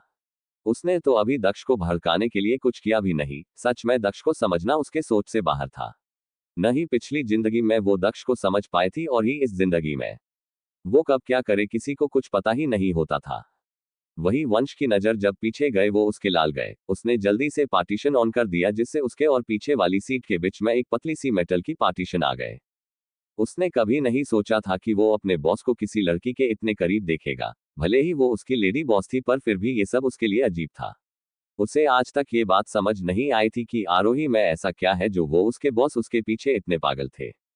उसने तो पहले सोचा था कि ये सिर्फ एक समझौते की शादी थी, लेकिन दक्ष को देखकर वो समझ गया था कि ये बिल्कुल भी समझौते की शादी नहीं थी, बल्कि ये शादी दक्ष के मर्जी से हुई थी। और आज के वाक्य से बाद वो पूरी तरह से कंफर्म हो गया था कि दक्ष के दिल में आरोही के लिए स्पेशल जगह थी।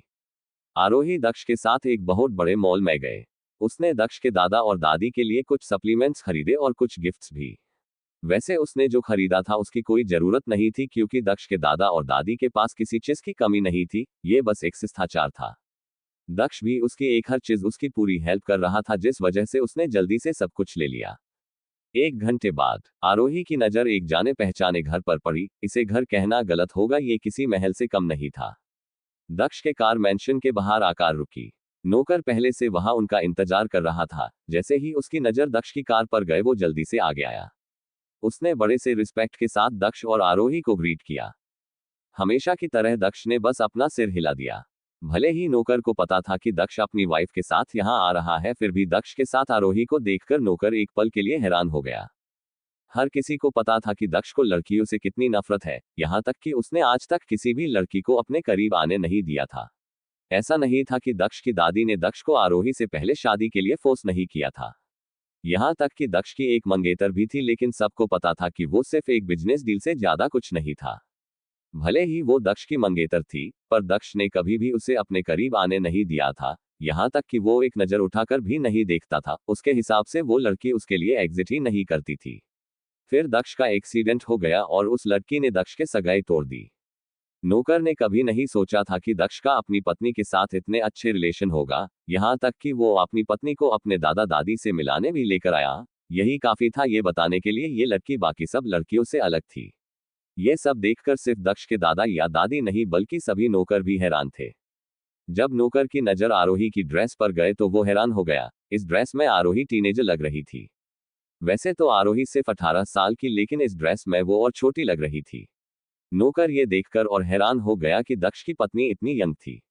उसने तो सोचा था कि दक्ष की पत्नी कोई मैच्योर और समझदार लड़की होगी, पर ये तो कोई बच्ची थी और दक्ष किसी बच्ची को अपने दादा दादी से मिलाने लेकर आया था। भले ही लड़की यंग था, पर वो बहुत सुंदर थी। यहाँ तक कि उसका स्वभाव भी बहुत अच्छा था। उसके चेहरे पे एक अलग सी चमक थी। वो बिना किसी मेकअप की भी कभी खूबसूरत लग रहा थी और वो दक्ष के साथ काफी कंफर्टेबल भी लग रही थी, जैसे उसे दक्ष के पास खड़े होने से कोई प्रॉब्लम ना हो। पर नौकर उसके कैरेक्टर को लेकर शो नहीं था। भले ही नौकर को नहीं पता था कि आरोही का स्वभाव कैसा है, लेकिन वो दक्ष की पत्नी थी, जिस वजह से नौकर का बर्ताव उसके प्रति बहुत अच्छा और रिस्पेक्टफुल था। जैसे ही आरोही की नजर उस नौकर पर गए, उसकी आंखें एकदम से चमक उठी। पिछली जिंदगी में जब वो इस नौकर से मिली थी तो वो इतना पोलाइट नहीं था। पिछली बार जब नौकर ने उसके भयानक चेहरे को देखा तो वो हैरान हो गया था। यहाँ की आरोही के चेहरा देखकर वो लगभग बेहोश ही हो गया था। नौकर फिर जल्दी से बोला, दक्ष बाबा और आरोही मैडम, मालिक मालकिन आप दोनों का सुबह से ही इंतजार कर रहे हैं। आरोही ने एक गहरी सांस। वो जैसे ही घर के अंदर आए उसे वो सब कुछ याद आने लगा जो उसकी पिछली जिंदगी में उसके साथ हुआ था। वो चाहकर भी उन यादों को अपनी दिमाग से मिटा नहीं पा रही थी। क्या सच में वो इस जिंदगी में सब कुछ बदल पाएगी? आरोही को पता नहीं, अचानक से बहुत घबराहट होने लगी और उसने अनकॉन्शियसली दक्ष के हाथ को कसकर पकड़ लिया। वही आरोही के इस तरह अचानक हाथ पकड़ने से दक्ष एक पल के लिए हैरान हो गए, लेकिन फिर उसके आस का माहौल जो ठंडा था वो एकदम से नॉर्मल हो गया और उसके चेहरे के एक्सप्रेशन भी सॉफ्ट हो गए। उसे समझ आ गया कि आरोही ने नर्वसनेस में उसका हाथ पकड़ लिया है, लेकिन कुछ भी वो आरोही को इस तरह हाथ पकड़ने से बहुत खुश था। उसने भी कसकर अपने बड़े हाथों से आरोही को छोटे से हाथों को पकड़ लिया और उसे वैसे ही लेकर अंदर जाने लगा। वही दक्ष के इस तरह हाथ पकड़ने से आरोही को थोड़ी रहता महसूस हुए। इसके आगे की कहानी के लिए जुड़े रहे हमारे साथ।